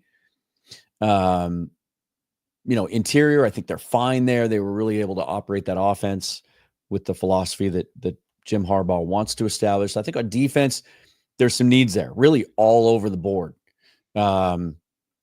Joey Bosa's not getting any younger. They got a kind of a bounce back year out of Poona Ford at nose tackle on the interior, but he's a guy that, he's not. What is Poona now? He's 30, isn't he? 29. But I don't know that you can expect to get that kind of year out of him again. So I'm looking interior defensive line.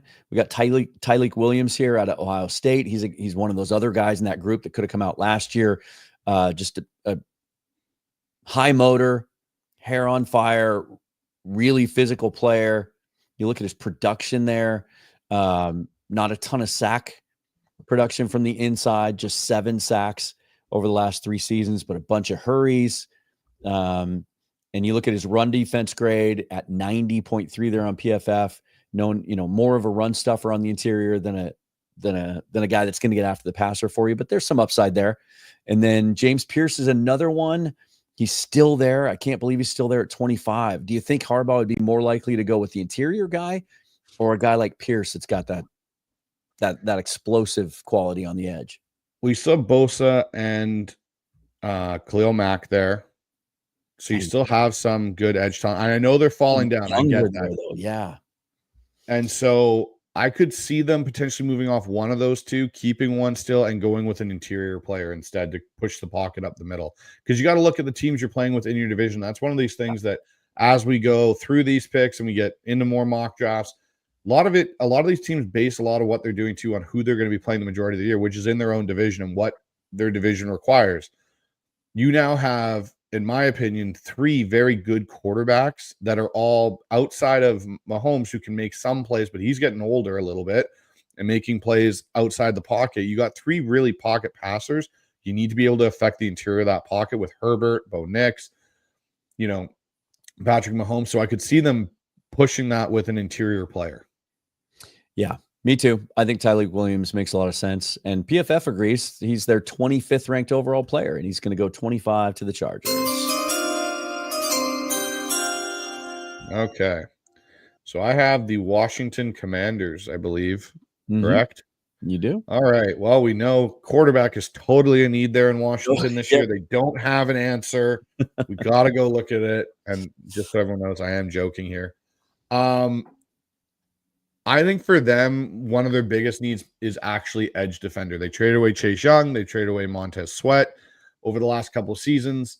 And they haven't really replaced them. And Dan Quinn, he came from having Micah Parsons. They're going to need an edge player. They rank 26th in pass rushing grade this year on PFF. Take that with what it is. But they only had 21 pressures through week 3, which is pretty low at that point in the NFL season. I think this is someone, if we go to that edge board and, if I'm Washington and I'm looking, can you bring up the edge players for me there? Yep. Dan? There you go. So, Shamar Stewart's an interesting one. I think James Pierce is interesting here. I'm not as high on Landon Jackson as PFF is. There is one guy that from Marshall that is bumping up the board, I think. Mike Green.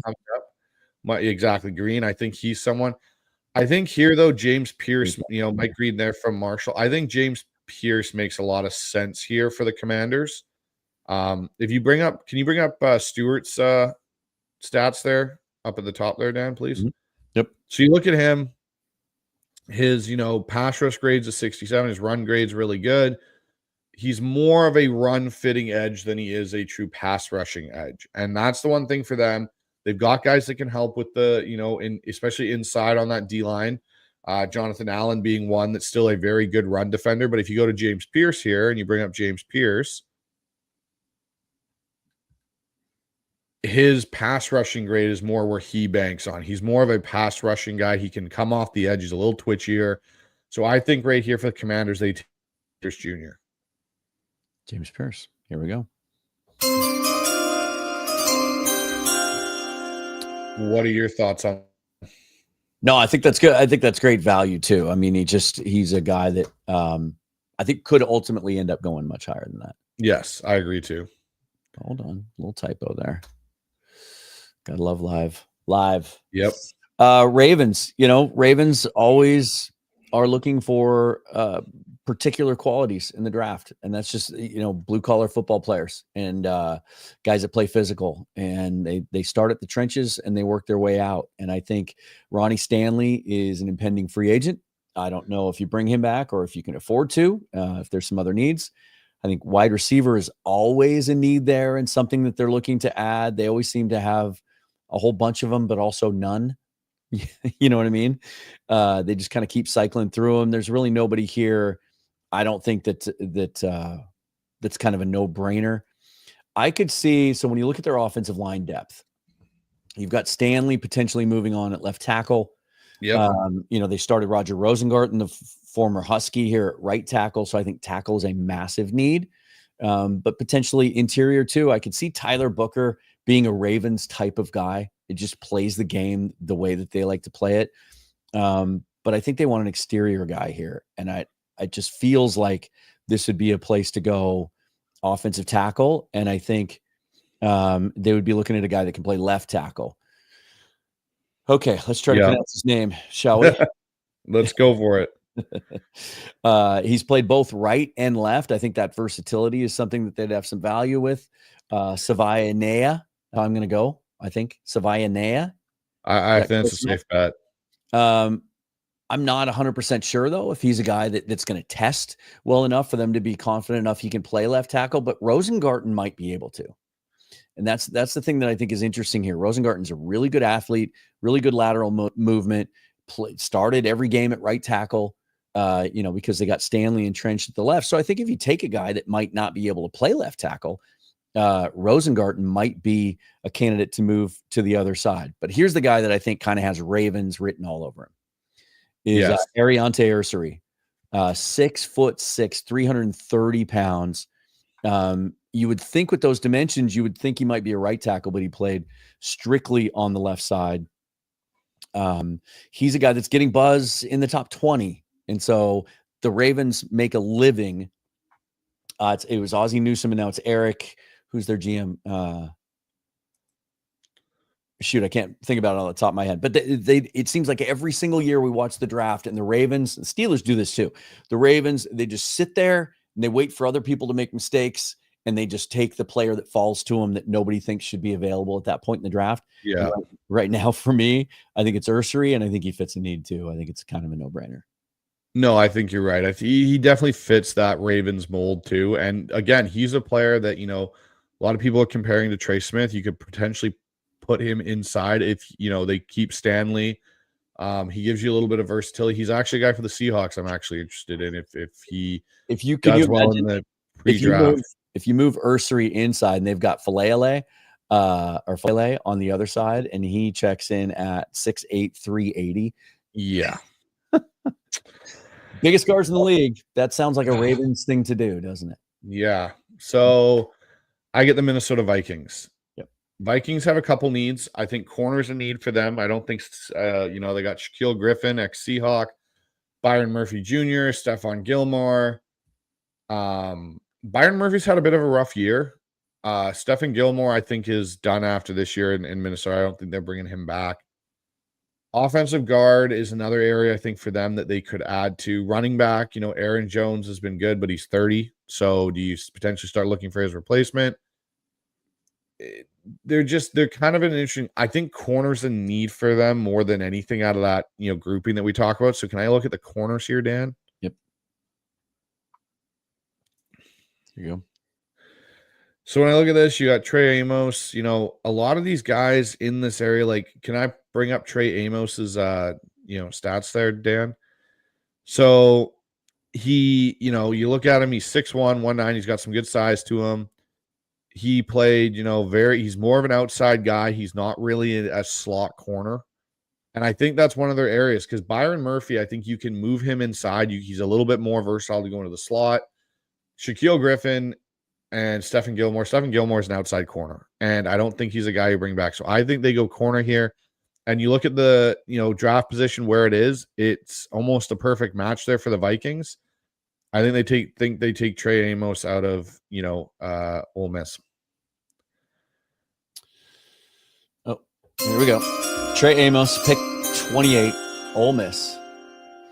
That puts me on the clock with the Bills. And as you get farther down, needs become harder to find. Yeah, that's why they're good teams, right? But it also makes it a little easier to just kind of take best player available, right? Yeah. You look at their offensive line, solid. Wide receiver can always use another weapon. Not sure that Io Manor is a guy that really is worthy of a first round pick there. Corner could be a need here for them. I just don't think this is a good spot for wide receiver. Otherwise, I would really consider going there. I think Shamar Stewart would kind of fit what they need, but I think they're looking for a little bit more juice. And I think they have Walter Nolan pretty criminally underranked here at 33, 6'3", 305. Can play all around the line, can play interior, lines up sometimes on the edge. Outstanding run defender, but can get after the passer. He's got 13 sacks in the last 2 years. Just this year alone, 26 hurries to go along with 6 sacks and 3 hits, and according to PFF, a 91.2 run defense grade also. I think Nolan's a guy that I've seen some people, some of the better draft analysts out there saying he's a top 20 pick, top 25 pick. I think that would make a lot of sense for Buffalo here. I agree.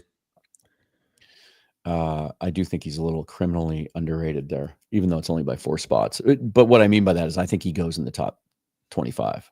Yep. Walter Nolan to the Bills. You're on the clock with the Eagles. Oh, the Eagles they're a interesting team. Their D-line they need an edge. They lost, Hanson Reddick, and Bryce Huff, hasn't been as smooth of a swap. They kind of, they swapped the guys there, but it didn't work out. Brandon Graham's probably retiring. So edge, I think, is their biggest area of need. Off-ball linebacker is the other one. So if I'm looking at edge here and I'm looking at that D front, you got Jalen Carter there. You've got some really good players on that edge.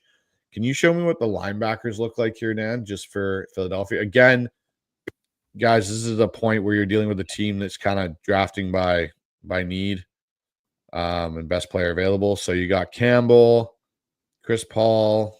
Again, none of these guys scream first round, and this is where we're talking about. There's not a lot of blue chip first round talent in this draft. You're now starting to reach a little bit, and project guys and what they could be. No one in here stands out enough to me that I don't think they couldn't get them in round 2, really. Anyone standing out in here for you, Dan? No, and it's, the argument about positional versatility these days. I mean, Campbell's the best of the bunch there. Just declared a few days ago. But yeah, I think they got to go edge here, and we got to look at that edge group again. Obviously, that's where I think for them, Stewart's still on the board. I think this is where maybe Stewart goes. I don't know if they need like a pure edge pass rushing specialist there in Philly, but Shamar Stewart, I think, goes off the board here to the Eagles, and they just improve again on that defensive front. All right, so that leaves me with the Chiefs. What'll be really interesting to me, anyway, is if the Chiefs end up on the clock, and a guy like Warren's not going to be there. But what if Loveland's still there, and they get Kelsey's replacement? Is it time? Yeah, I don't know. I think that's a discussion for them for sure. I kind of feel like offensive line again is sort of the need here. They've kind of pieced it together. They're fine on the interior. 2 first-team All-Pros, and Creed Humphrey and Joe Thuney, right? And then Trey Smith, they're likely to lose in free agency. Don't know if you can pay him with what you're already paying Thuney and Humphrey. That's a lot of money to tie up on your interior. So I think Smith gets to free agency. And so I think you're looking best offensive lineman available here, right? As Mahomes continues to get older, you have to protect him. The interior and the OT. Gray Zabel's a guy that, Michael Thompson of 12th Man Rising, friend of yours and mine, that he really, really loves. I think this is high for him, though. A small school guy. Yeah. I think Cameron Williams needs to go back to Texas. Oh, how can he come out now after yesterday? just that one rep. Rob Staten tweeted right after that, please stop mocking Cameron Williams. That was a Jermaine Ifedi, Laken Tomlinson Olay. Duck and Olay. Yeah, that was brutal. Saveanea is a guy that I think would get consideration here. But I feel like if you're losing Trey Smith, you're losing a guy that is, just a mauler, just an absolute guy that pancakes. I know where you're going with this. Field, and you want to try to replicate that and keep that. I think Tyler Booker is the guy. That's exactly what I thought you'd go with. Yep. Yeah. I think that's you're almost like, I'm not saying he's as good as Trey Smith or is going to be, but it's a very similar style in what you're looking for. And I think, has Joe Thuney ever played on the right side? I think maybe in his first 2 years, he might have swung over there a couple of times due to injury, but I think he's mainly been the left guard. Yeah, because Booker's only played left guard at Alabama, but I don't know. Pete Carroll used to say, with some guys, it matters, and some guys it doesn't. Yeah. Like some guys can only play on one side or the other. How often have we ever said the Detroit Lions have the 32nd pick in the NFL draft? Never. Actually, I know this is weird. Put it into it, yeah. The thing here is they are such a deep and completed team in a lot of ways, right? They're not, there's not a lot of holes. You could say center with Ragnow because he wasn't considering retirement potentially, but he has had a lot of injuries this year. Well, and what if Zeitler's on a 1-year deal? What if he moves on? Yeah, and then you also potentially could look at maybe adding another edge outside of Aiden Hutchinson because you need someone there. Yeah, I just don't see an edge where I'm kind of like, okay, this guy really comes in and adds something. I haven't watched much of him yet, but this guy's getting a ton of buzz right now. Yes, and that is someone I'm not even going to try and pronounce that name. I think that's something we'll have to work on throughout this process. We're gonna have to spend a day. We'll just have to do a Zoom call and look at YouTube videos and learn. Yeah, and how do we say this name? Yeah. I'm thinking Yeah, I'm gonna go with the edge from Ole Miss there. I think for based on what the needs are and where that board is, and Booker now going off, I think he's the pick. You put him opposite of Aiden Hutchinson, Wow. and I think he gives you a little bit of something, because I just don't see a guard there or a center there that Detroit would take in the first round. I think this is another trade back scenario where you try to. Yeah, and there's enough depth there. I think the fall Yeah. off in these edge guys that could potentially be dynamic for you is a little steeper. There's a lot of value on day 2 in the offensive line, inside and outside, based on our list here. All right, so we'll go Prince Umanmielen. Uman. I want there to be another vowel in there so you could say Amanamielen. Yeah. All right, let me make sure. Let's get these banners out of here so we can see. Here's the final first round. Can I fit it all on one page at the? Nope, not quite. So we go Cam Ward, first overall to the Titans. Abdul Carter, 2 to the Browns. Shedeur Sanders to the Giants. Tet McMillan to the Patriots. Travis Hunter to the Jags. Mason Graham to the Raiders. Kelvin Banks to the Jets. Jalen Walker to the Panthers. Will Johnson to the Saints. Will Campbell to the Bears. That finishes out the top 10. Yep. The Niners go Josh Simmons. The Cowboys, Ashton Genty. The Dolphins, Malachi Starks. The Colts, Tyler Warren. The Falcons, Michael Williams. The Cardinals, Kenneth Grant. And then second half of the first round, the Bengals, Benjamin Morrison, corner, Notre Dame. The Seahawks take Jack Sawyer.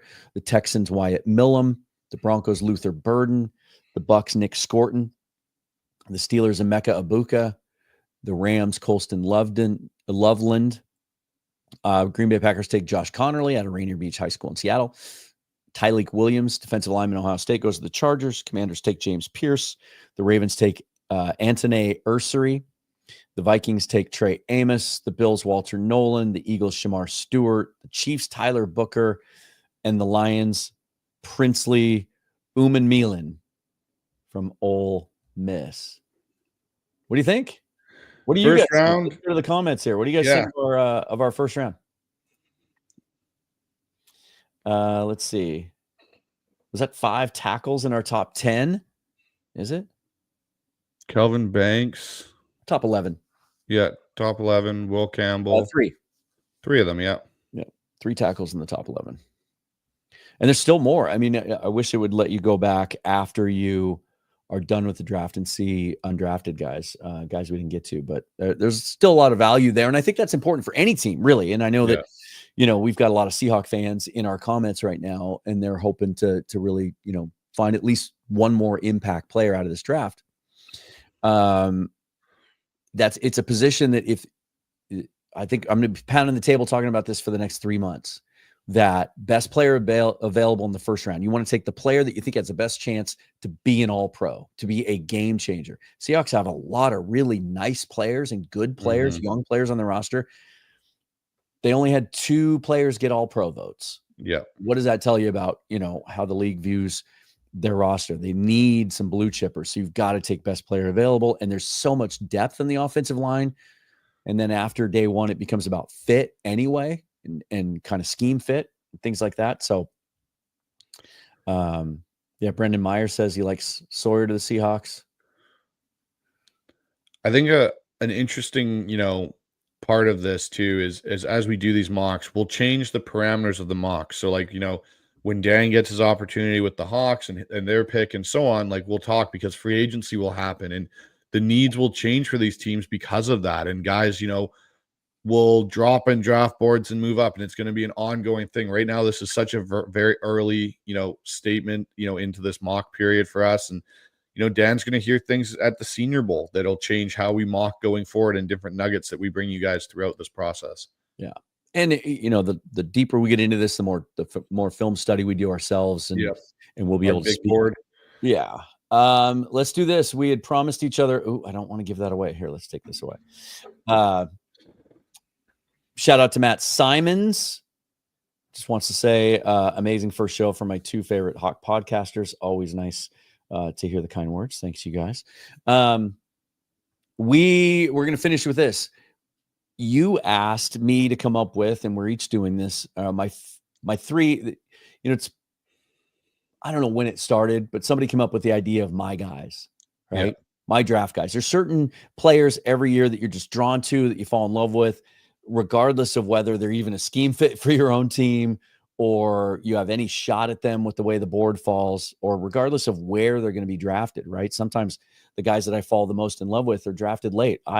Mike Morris was one of my guys coming out of Michigan 2 years ago. I just loved the way he played with his hair on fire and the effort and the intensity. And it hasn't quite panned out for him yet through 2 seasons, but he was a 5th-round draft pick. But he was a guy that I loved. And there's examples of that every year. So I'll let you start. You want to alternate? We can alternate. Sure. All right. Okay. So for me, one guy that, I'm going to be interested to see how he goes through this process. It's a quarterback. That'll be my first guy off here. No surprise really there, is Will Howard. I've been so impressed with him the last back half of the season with Ohio State. Something me and Dan have talked about off air about how these transfer quarterbacks now take about half to really get going because they got to learn a new playbook. They've got to go through that whole process. And Howard's someone for me that, seeing him outside of the Michigan game, he is excelled consistently. And, some of the throws he's been making really is impressive. And just the leader he is, the presence he has. I'm very interested to see how he goes through this process and where he finally ranks out. It's interesting. I didn't put him on my list just because I specifically wanted to kind of stay away from the quarterbacks for now anyway. But we've talked a lot about Howard over the last few days. He's a guy that just every time I watch him, I like him more. And I think it's because every time I watch him, I feel like he gets better. It's the one thing I keep telling people. I've already had a ton of debates this offseason. I posted something yesterday with the announcement that Quinn Ewers is going to declare for the draft. And I wrote a tweet about how any of these guys that come out between now and I think the final deadline is the 17th, unless you're playing in the college football playoff, and then you have till the 27th or 28th. Yep. Any of these guys coming out helps if you're a team, like, again, we'll use the Seahawks as an example, that you think your team needs a quarterback. You could use the Raiders as an example too. They're outside the top 2 or 3, so they're not going to get one of those guys. You have to try and get creative and think about other options. That I wrote that, like, the more of these guys that come out, the better. That it's actually a bad thing that Carson Beck went back to Miami, and it doesn't matter how you feel about Carson Beck. The more, the merrier. The more guys in the bucket. Every team has different flavors, and it only takes 1 or 2 teams to fall in love with the guy. And if they take that guy instead of the guy you want, it helps push players down the board. And so I listed 5 players in kind of that second, third tier with Dart, Will Howard, Kyle McCord, Quinn Ewers, and there was one more, that all helps. Well, nobody read the actual tweet. They just saw the picture of Ewers and they just overreacted. Like, no, he's terrible. Players get better. We make our minds up about these players sometimes, and we're unwilling to change our minds. Will Howard was a guy that I first learned of him at Kansas State. He was a 3-year starter there. And it was because Rob Staten mentioned him last year. Yeah. Potential guy that Schneider might like because he's big, he's tall, he's got a great arm. He looks the part. He kind of looks like a late 1990s NFL quarterback. That used to be the prototype, 6'4", 235, 240. Now Jackson Dart's kind of more of the prototype, right? Like 6'2", 220, like a little more mobile and not quite as tall. But he was a 55% completion guy at Kansas State. But he could run, he could move around. I thought, okay. And then it piqued my interest when he went to Ohio State. It took him a while. But it just seemed like as the season went along, and then at a certain point, the light went on. And what I saw last night was a guy that's so confident in his arm and what he can do because of all that football he's played. He knows exactly the speed of the game, like stepping up to the Big Ten. He was making NFL throws all over the field last night. And I think he's a guy that, when it's all said and done, might get some first round consideration. I don't think he gets out of the second round. I think if Seattle, the more I'm watching this, the more Dart's now getting hyped, who is a guy I'm also impressed with, Jackson Dart. And the fact, I think Kyle McCord, I think a lot of people haven't dived enough into Kyle McCord. I know you talked with Corbin Smith, and he likes Kyle McCord.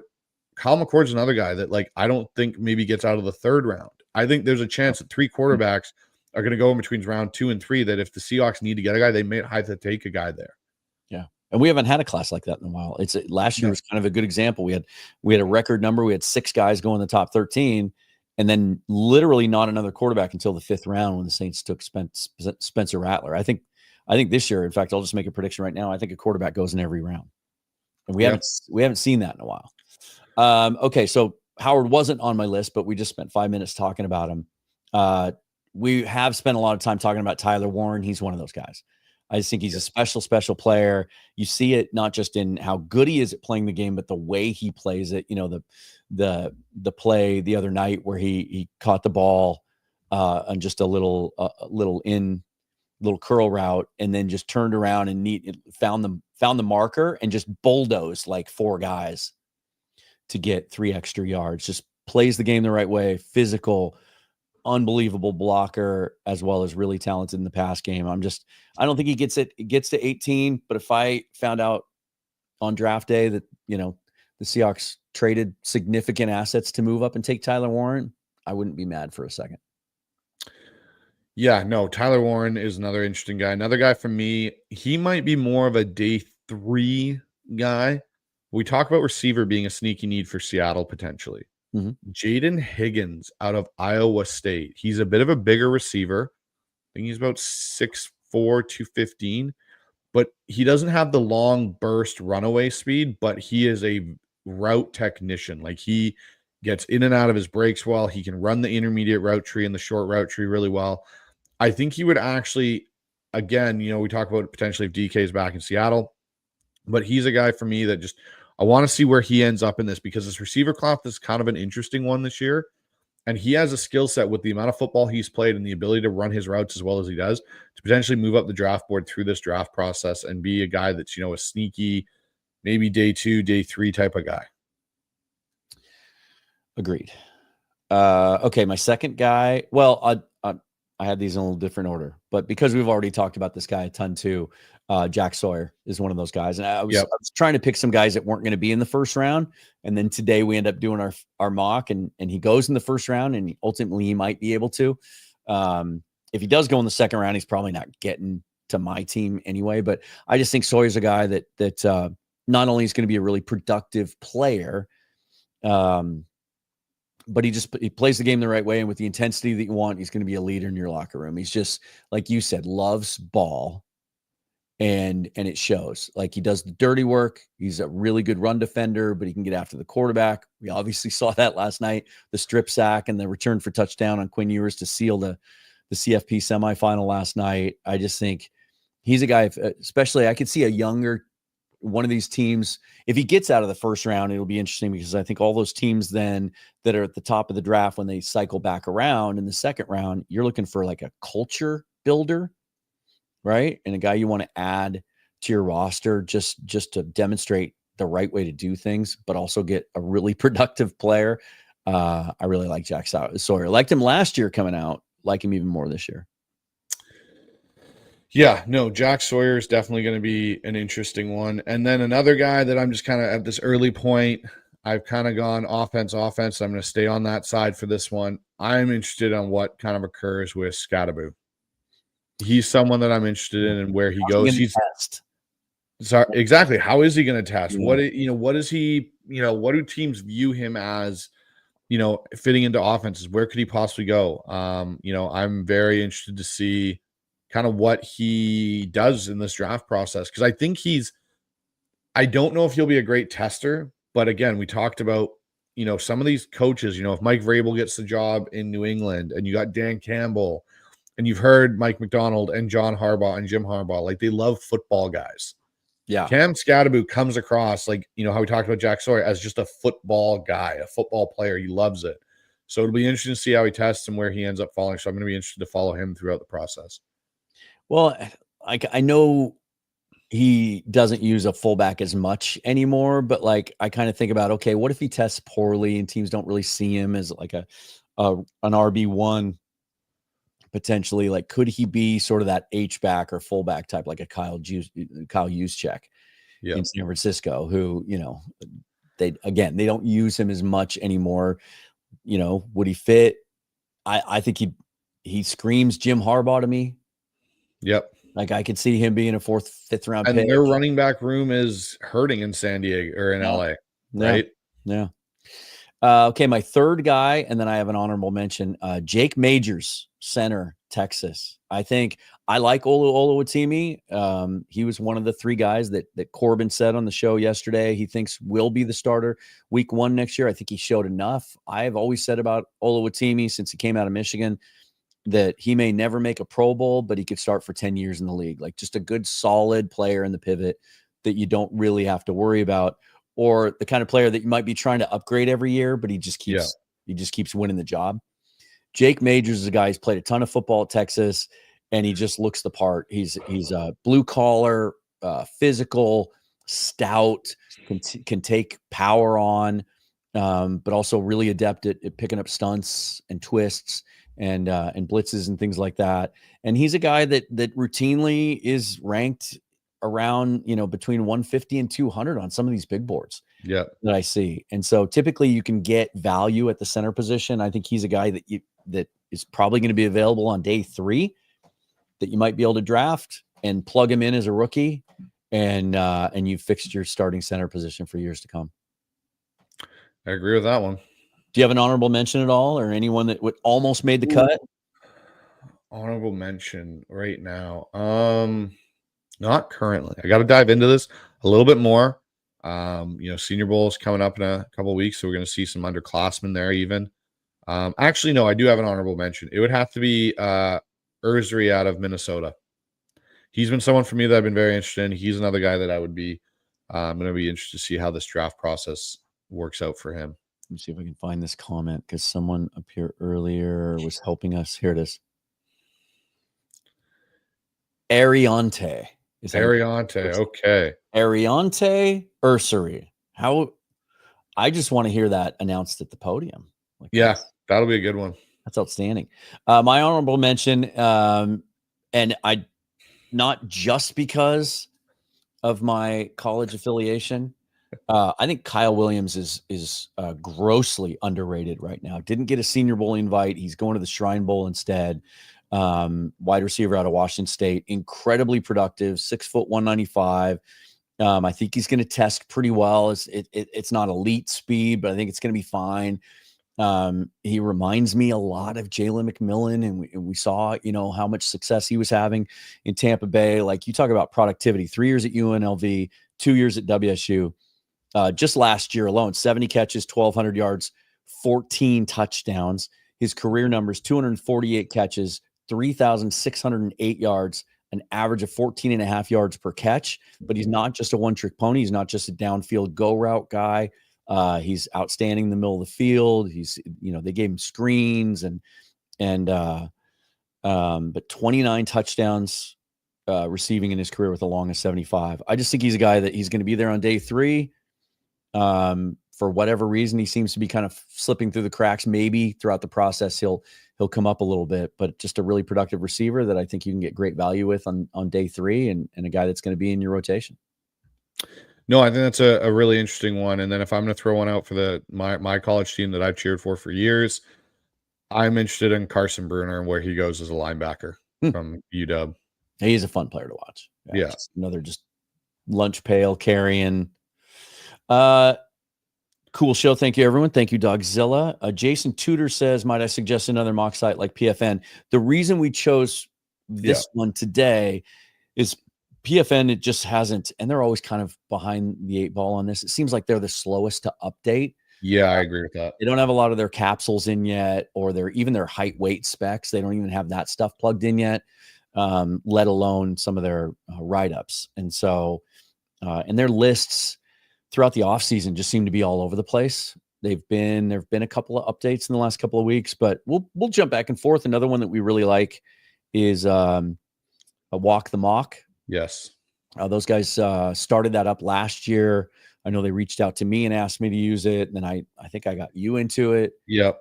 That's a fun one. And that's one that we may actually lean into as we get deeper into the process, because we can customize and import our draft rankings.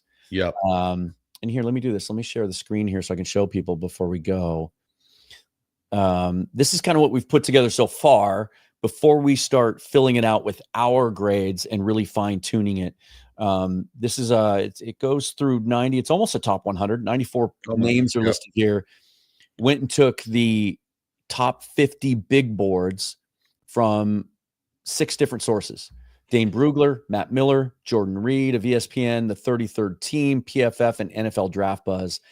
And then just averaged it out so that we get a consensus big board. Once we start adding more of our input to this and our grades, then we will build and release, on the channel here, our top 50, our top 100, our own big board. And then we can import that into Walk the Mock and use that. So yeah, we'll play around. It's always good, and I would recommend this at home too, for those of you that like using the simulators and playing this game, is use all the different ones. Use Mock Draft Database too, because they all have different big boards and lists. And so you get different ideas of where players might fall. If you just use the same one over and over again, it gets kind of boring and guys that you want aren't there. And yeah, so that's my recommendation on that. Yeah, no, it's going to be a good process here. Looking forward to it. Gotta acknowledge the super thanks and the donation. So Dogzilla Monster has been dogging me about this for a couple of weeks. I am working on merch. Guitar picks have been suggested. It's going to take a while though. So keep checking back, but give me a little time. All right. Love the support. Let's see. Will you guys do a complete team drafts going forward rather than a mock round? All teams, absolutely. And the thing that we're really excited about with this channel is that we're going to cover the whole league. And so we will do, before the draft, we'll do 32 different 7-round mocks for each of the 32 teams where we just focus on them. I think that'll be a lot of fun. Those are a little tricky when you're doing the whole league, because sometimes you end up taking you fall in love with the same guys. Mm-hmm. Agreed. But we'll try to be as objective as we can. Animus asks, we'll take a few questions here before we wrap up. Do you guys like Ewers? We were just talking about this morning. I'll let you go first. So I've fallen off of Quinn Ewers. Last year he was much higher for me. I thought if he'd come out, I think if he came out last year, yes, it was a very, very deep quarterback class, but I think his play on tape was better last year than it was this year. And I think there's obviously Daniel Jeremiah has come out and kind of, he's talked at Ewers camp. He's been playing with an oblique tear, which is something that's very difficult for quarterbacks, especially rotationally based throwers. Yeah. But the thing for me that I've noticed with Quinn Ewers this year, his processing seems to have taken a step back, and his pocket awareness and his footwork in that pocket is not very good. And I think you saw it kind of last night, the Jack Sawyer strip. Sacks he was taking, like he was walking right into them where he shouldn't be. And for me, he stepped up on that last drive, and it was almost, it reminded me of the Pro Bowl before they shut it down, where a guy they would hand off on a dive play to the running back, and he would just get into the middle, and everybody would just kind of pat him on the shoulders. Yeah. It was like, what are you doing? No, so I am definitely Ewers. I think if he comes out, he'll be a 4th round guy, maybe 5th, even that low. I think Howard's higher than he is. I think Jackson Dart's higher. I think Jalen Milroe, with his potential upside, if he develops and his athletic ability, puts him above Quinn Ewers. And I even think Kyle McCord this season put up better tape and better translation to the NFL than Quinn Ewers. So I think there's at least 4 or 5 guys that are higher on Ewers. What do you guys think of Tez Johnson? Super twitched up, quick, a lot of burst, really, player you can do a lot of things with, jet sweeps and things like that. He's just, man, he's so tiny. Saw him standing next to Will Howard, wasn't it? Yeah. In the post game of that.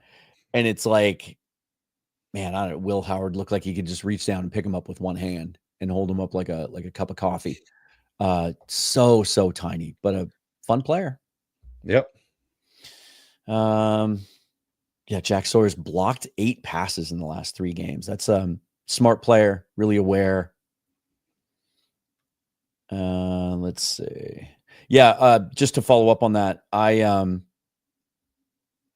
see here, he says, I think Ewers hits the transfer portal to UNC with Belichick. It has been announced. He hasn't come out and announced it yet, but it's been widely reported the last 24 hours that he intends to. Yeah, he did an interview. I think it was on ESPN. They showed it last night, where someone asked him, do you expect to be playing college football next year? And he actually said no. Yeah, I saw that. I didn't know if that was done before the game or not. But Yeah. He's not coming. He's done. My not conspiracy theory, but just connecting dots. 2 weeks ago, we got the reports that Ewers was getting NIL offers in the range of $6 million. Yeah. And so we all kind of thought, well, shoot, he hasn't played well the second half of the year. Maybe it would behoove him to go back and one more year and take that money. And then he ends up coming out. And then within about 7 or 8 hours on my end, anyway, the news came out that he was declaring and that Carson Beck was pulling his name out of the NFL draft and going to Miami. And so my immediate thought was Miami the team that offered Ewers the money? And then he turned it down, so they turned to Carson Beck? Potentially, yeah. I heard there were a couple Big Ten teams that were also looking at Ewers. So that'll be an interesting development. I think Ewers also probably realizes that for him to have a successful enough season next year and with the coming out, which would be his draft stock would be competing with potentially Arch Manning, who's going to have all the weapons at Texas, Drew Allar, Garrett Nussmeier. There's a lot of really good quarterbacks in 2026 class. To come out and try, he'd still probably end up in the same spot. So that might be the where of it is you're going to be a day 2 to day 3 pick regardless either year. I might as well come out and get into the NFL in that process earlier. I want to mention that because I think it's going to be a recurring theme on this channel. People like to, and I've been guilty of this so many times myself too. Not this year, next year. Not this class. This class doesn't excite me. Next year's class is going to be better. You can kick that can down the road all you want. You say that every single year. You don't know. You don't know if players are going to get better, but also players get worse and they don't develop, or that other red flags come up, or that defenses adjust and they figure out their tendencies and they're not able to have an answer. I think to just look ahead next year and say, well, Nussmeier and Arch are coming out, so let's tank for that. You don't know if those guys are going to be good players at all. I mean, we like them, right? And they've got the buzz and they've got the name and everything else that goes along with that, but they might fall flat, or Arch Manning might not come out next year just because it's the first year he's eligible. He'll have only started, 15, 16 games. That's not enough. No, not in this modern NFL. If someone's going to play you right away. So I would never. And that's why I say for any quarterback needy team that's not going to get a shot at the top 2, this applies to the Raiders and the Seahawks. And, if the Titans don't go quarterback there, and, there's plenty of other teams that we can use as an example, but you can't, if you feel like you need a young quarterback now, take a shot now, because you can't count on next year. So, if you think Arch Manning's better than Jackson Dart, cool, but that shouldn't prevent you from taking Jackson Dart this year if he's at a certain spot in the draft that you feel comfortable with him on your board and you have a need at quarterback. Just keep taking shots. Yep. Keep taking swings. Yeah. We should probably wrap it up, huh? The first go round, we went 2 hours and 13 minutes. Again, thanks you guys. The name of the channel is The Pick Is In. Please, if you're watching, subscribe. If you're watching on one of our other channels, which 51 of you are on mine, 15 are on yours, and then over 30 are watching through your Twitter, please go over to this channel, The Pick Is In, subscribe, and hit that bell button too, so you get notification of future episodes. And follow us on Twitter at The Pick Is In Pod, right? Yep, that's what you got. Yeah, it's right there on the screen. Yep. This is going to be fun. We'll get to dive into this in a different way. So just for those who don't know, though, Bryce, Hawks Zone Rundown with his buddy Ryan. Me, Seahawks Forever. What do you got coming up on the show? So tomorrow we're going live at 12 o'clock Pacific time. We have Rob Staten coming over for a special live show where he's going to answer questions from our audience. We're going to kind of dive into the OC search for the Hawks, potential, cap cuts or cap casualties this offseason of players we don't think will be back. And what does Seattle do going forward at the quarterback position? So we're going to dive into all that and much more over there. And then on Wednesday, we have our Mookie Alexander show. Pulse of the Hawks will be back, so Mookie will come on for the first time since the end of the season. He'll give us a rundown. And yeah, that'll be it. And then starting, and we'll talk about it tomorrow, but starting the Hawks Zone Rundown, I'm going to do a solo live draft show for the Hawks, for the Seahawk only side. So anything you guys want from me, I may talk a little Hawks on here, but all my draft stuff and draft breakdowns will be over on a separate solo show that'll go live once a week over on that channel. Cool. I'm going to take a couple days off the next few days, go get some sunshine in Arizona. If any breaking news happens regarding teams that I cover, I will react to it then. Otherwise, when I get back, it'll just be digging into, I'm going to start, you and I have talked about kind of working our way down our consensus board, but I'm going to start, I want to be as familiar as possible with the Senior Bowl roster before I head down to Mobile and watch as much tape as I can on those guys, so I know what I'm seeing. And then I can compare what I see with the naked eye being at field level to what I see on tape. So really going to be ramping up, getting ready for the Senior Bowl to go down there and just make all that content of which I'll be certainly contributing some of it to this channel here. So anything else you want to throw in? Let me see if we got any other last questions.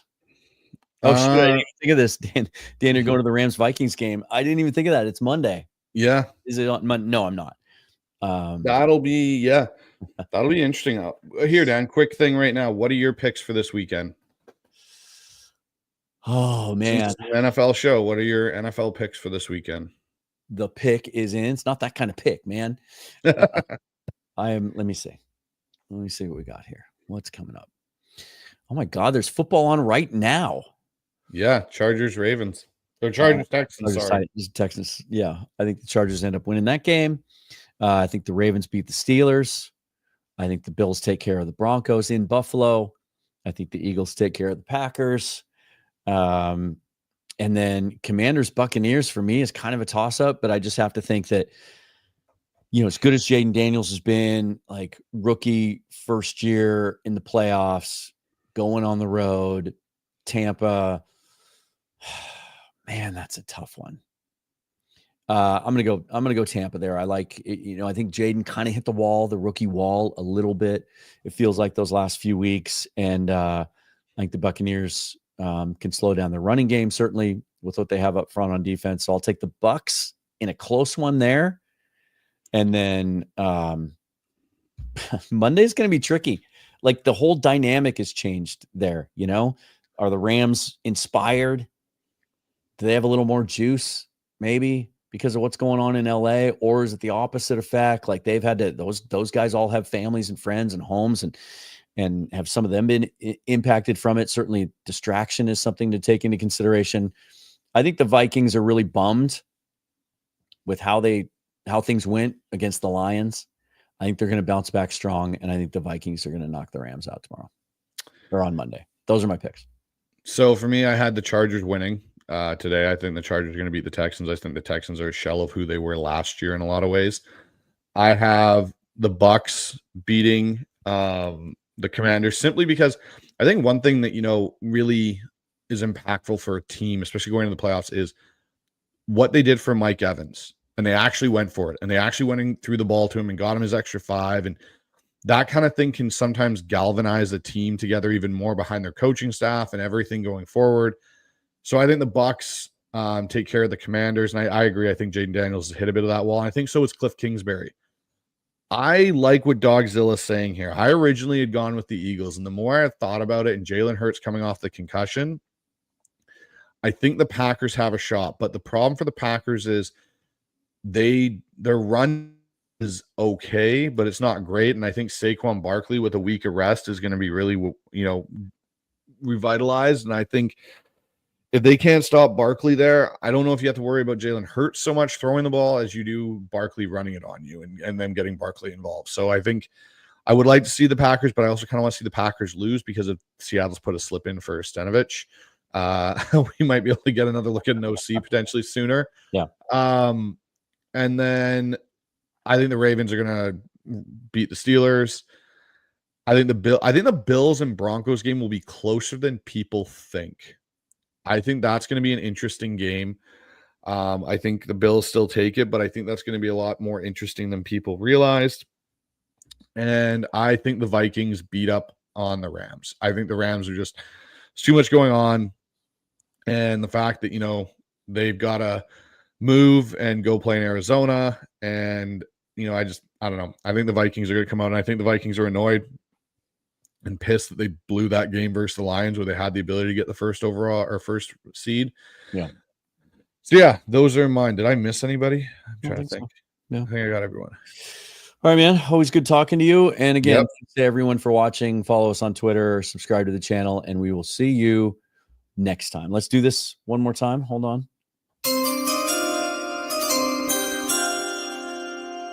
Hopefully we don't get sued for that. Hopefully. All right, everybody. We'll see you next time on The Pick Is In. See you, everyone.